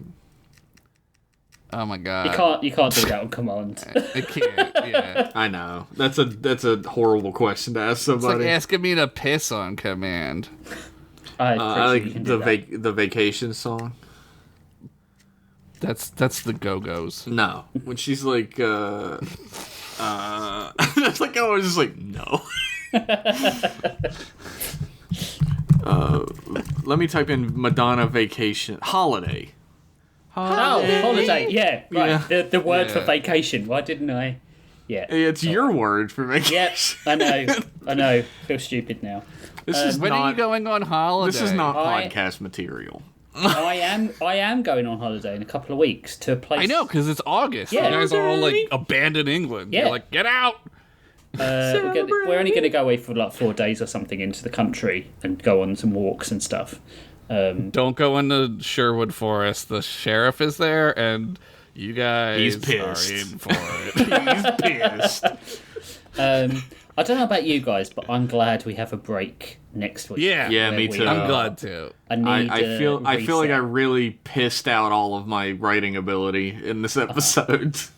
It's been like really hard for me to get anything done the last few weeks. Like Yeah. I'm just completely Oh my God, like dude. checked the fuck out. Yeah. Me, like everything going wrong in my life for a while has just left me like, I mean, I don't even have that excuse. I'm just like, I don't fucking know. I'm just like done, man. Like Yeah. I don't know. Yeah. Maybe I'm like just like done. celebrate. On that joyful note, we're gonna close the cover on the last episode of season 1. Oh, you dropped it. You dropped it. Shit. Shit. It's all dented now. Somebody will pick it up. Yeah. I'm not doing it. We'll get Promptbot to clean it up later. Yeah, I'm not going down this rickety old stairs to go get that book. Speaking of Promptbot, you can go back in the cupboard, Promptbot, for a couple of weeks because we don't need you because we don't need any prompts this week. Please help me. Don't close the. I want to be a real boy. Well, then pick better fucking prompts, Promptbot. Oh, fucking told him. Not my fault. We'd like to say a massive, massive thank you to Vidazen for the use of his music. You can find out all of Vidazen's details, upcoming schedule, where he's going to be so you can pap him in the bushes at vidazen.card.co. Like pap smear? What are you talking about? Like Like paparazzi. stirrups? Like, Is that you call it papping? papping, yeah. Like paparazzi? Yeah. Like paparazzium? Like paparazzi with a Philadelphia accent? paparazzi. Paparazzi his ass. Yeah, you gonna pap him? You can find out that information about Vidazen at vidazen.card.co.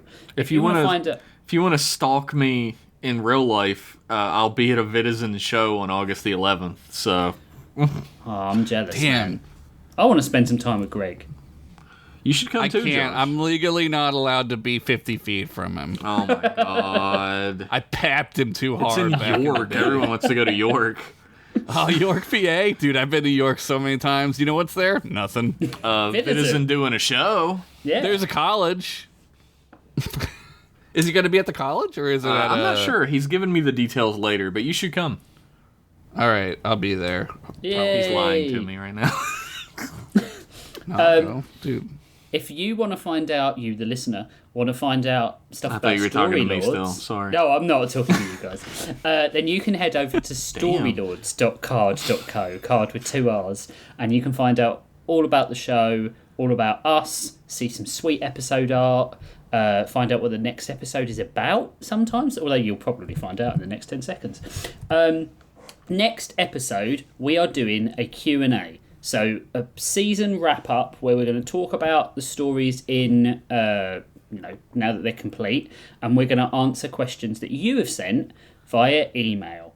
Now, this show is not going to happen if we don't get more emails, because we've got a few, but we haven't got enough to fill the regular 2.5 hour slot you expect from us. So, Jesus. If you want to go and send us an email, you can send an email to storylordspod@gmail.com.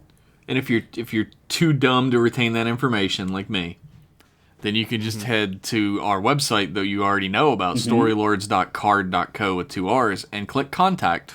Yeah, and it will send us a sweet email direct to our box.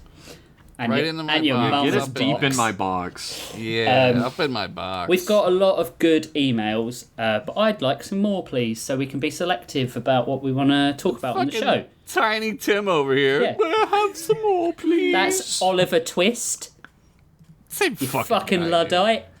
Dude, look, Jesus. I hate Dickens so fucking much. Guys.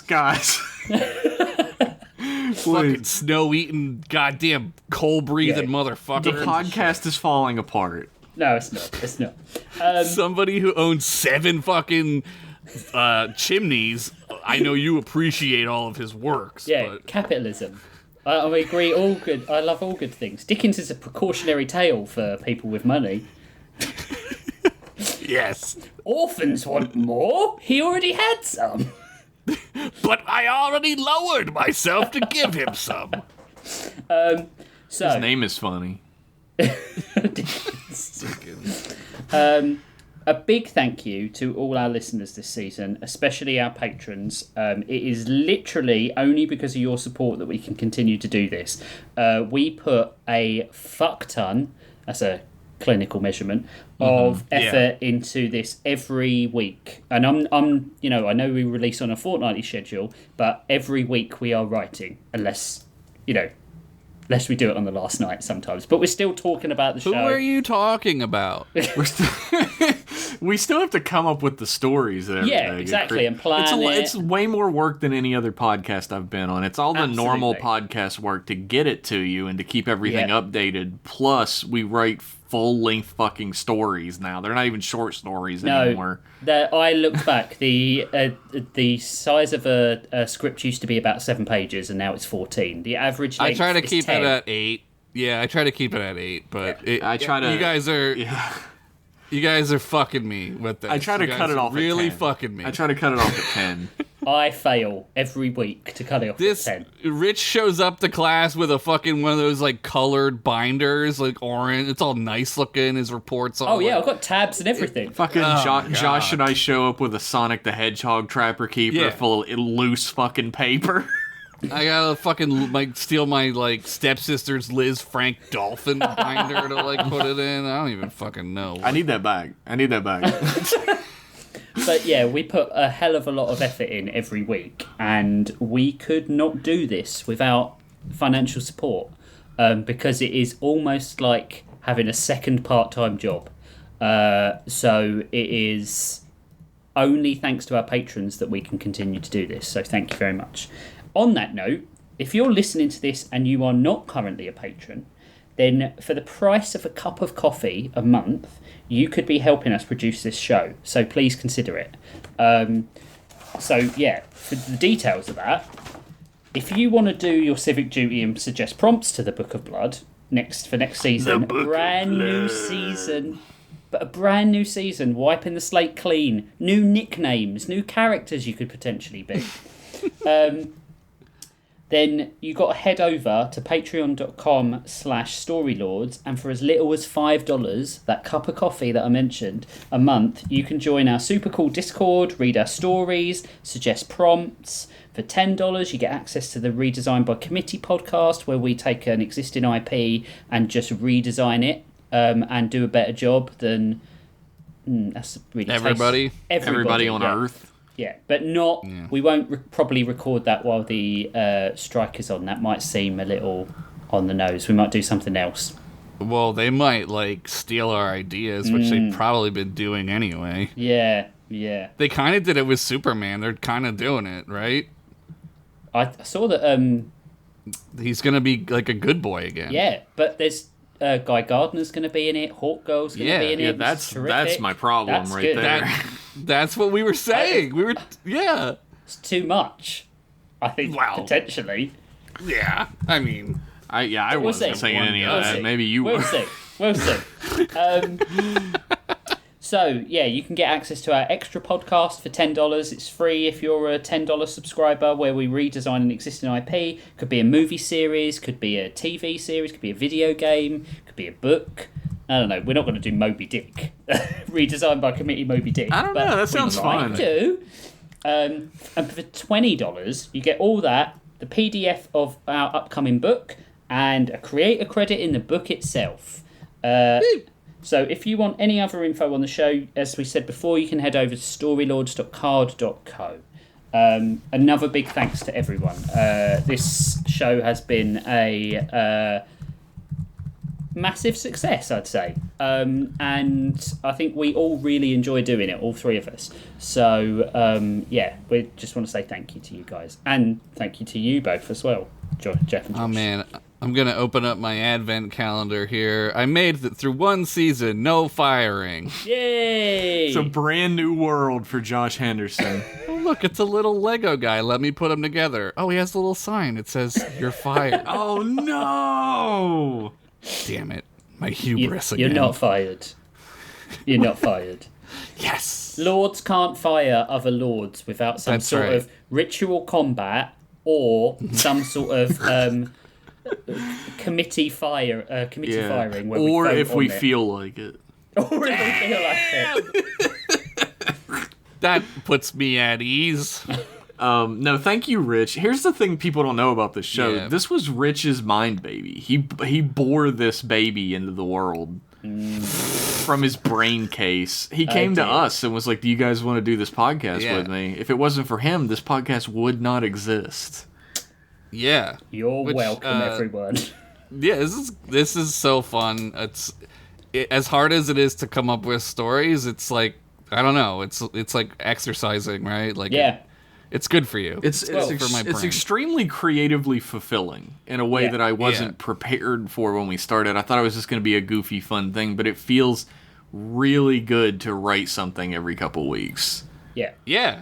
And like some of the feedback we've been getting lately has been absolutely mind-blowing. You guys are really, really kind with your feedback. Like some of the things you say on the Discord are just, they keep us going for another episode, you know? Yeah, like, a What Discord- are people saying about A us? Discord you can't get to without giving us money, by the way. Just Oh FYI. yeah, give us money. But- Look, here's the thing. I love money. And I need it to buy ramen. Yeah. This is true. And pin badges of the Teenage Mutant Ninja Turtles. Oh, I need jeez. some. I need some Turtles badges. Oh, jeez. I do love them turds. Who doesn't? Did we already read Mark Delano's review of our podcast? Oh, I don't know. Maybe? We'll do it anyway. Over on Apple Podcasts, they don't call it just iTunes anymore. It's Apple Podcasts. We got this review from Mark Delano at the end of last month. It's storytelling at its finest. Apparently, I'm not allowed to curse in reviews because my last one was taken down. Damn Fucking knocks. you. Anywho, a masterclass on how to tell stories with heart, creativity, and laughs. I missed fantasy fiction so much when it died, so to have its successor be even better is amazing. Yes. I think we did read that, but I will this. listen Josh, to as this, always, yeah. nobody gets my humor like you. 5 stars. Titties. We need new ones. We need new reviews to read. More reviews? Yeah. That would be great. That would really be good. Like, if you haven't done one, you know, like, it takes 5 minutes. Go If you want to leave a bad review, make it funny, we'll read that too. Yeah, we'll read anything. We read our stories, so we literally will read anything. And, like, I think a lot of people don't realise that, but on the Discord, people suggest things. Like, the idea of a Q&A for next week came from the Discord, where people suggested it and they wanted something, like, a bit different in between to break the seasons up. So we decided to do it. And we wouldn't have done that without the people on the Discord. And if you want to go in and talk with them and have your ideas heard and your prompts read and stuff like that, then you need to go over to patreon.com/storylords and give us $5. Do we want to pimp anything? Do you want to talk about anything else? No. No. No? Good. Right. So remember, guys, we want you to send emails to storylordspod@gmail.com Rich. or go over to storylords.card.co with 2 R's. I knew I'd fuck something up. I went on a really long run there of not getting Yeah, it was anything pretty wrong. good. Shoot us an email at storylordspod@gmail.com. Yeah. We need your emails to do the email show. If we don't get enough emails, I guess we'll just take the week off. Fuck you. Or we'll just talk about, like, whatever. Like, we could just talk about, like... I mean, we talked about Christina Ricci for, like, 2 hours today. Yeah. I could get another 2 hours easy talking about Christina Yeah. Ricci. 1 hour Reach. per The Reach, butt they cheek. call her. But yeah, we will tangent the fuck out of next week's episode. It might probably run long and stuff like that because we are tangenty bitches. But we'll talk about the show. We'll talk about how it came to be, what we potentially might do next season, maybe. Yeah, we'll talk about that. All right. Thanks, everyone. You are amazing for listening to the show, and we love you all. And we'll see you in 2 weeks. Thank Bye-bye. you, everybody. We love you. Bye, piss butts. Got 'em.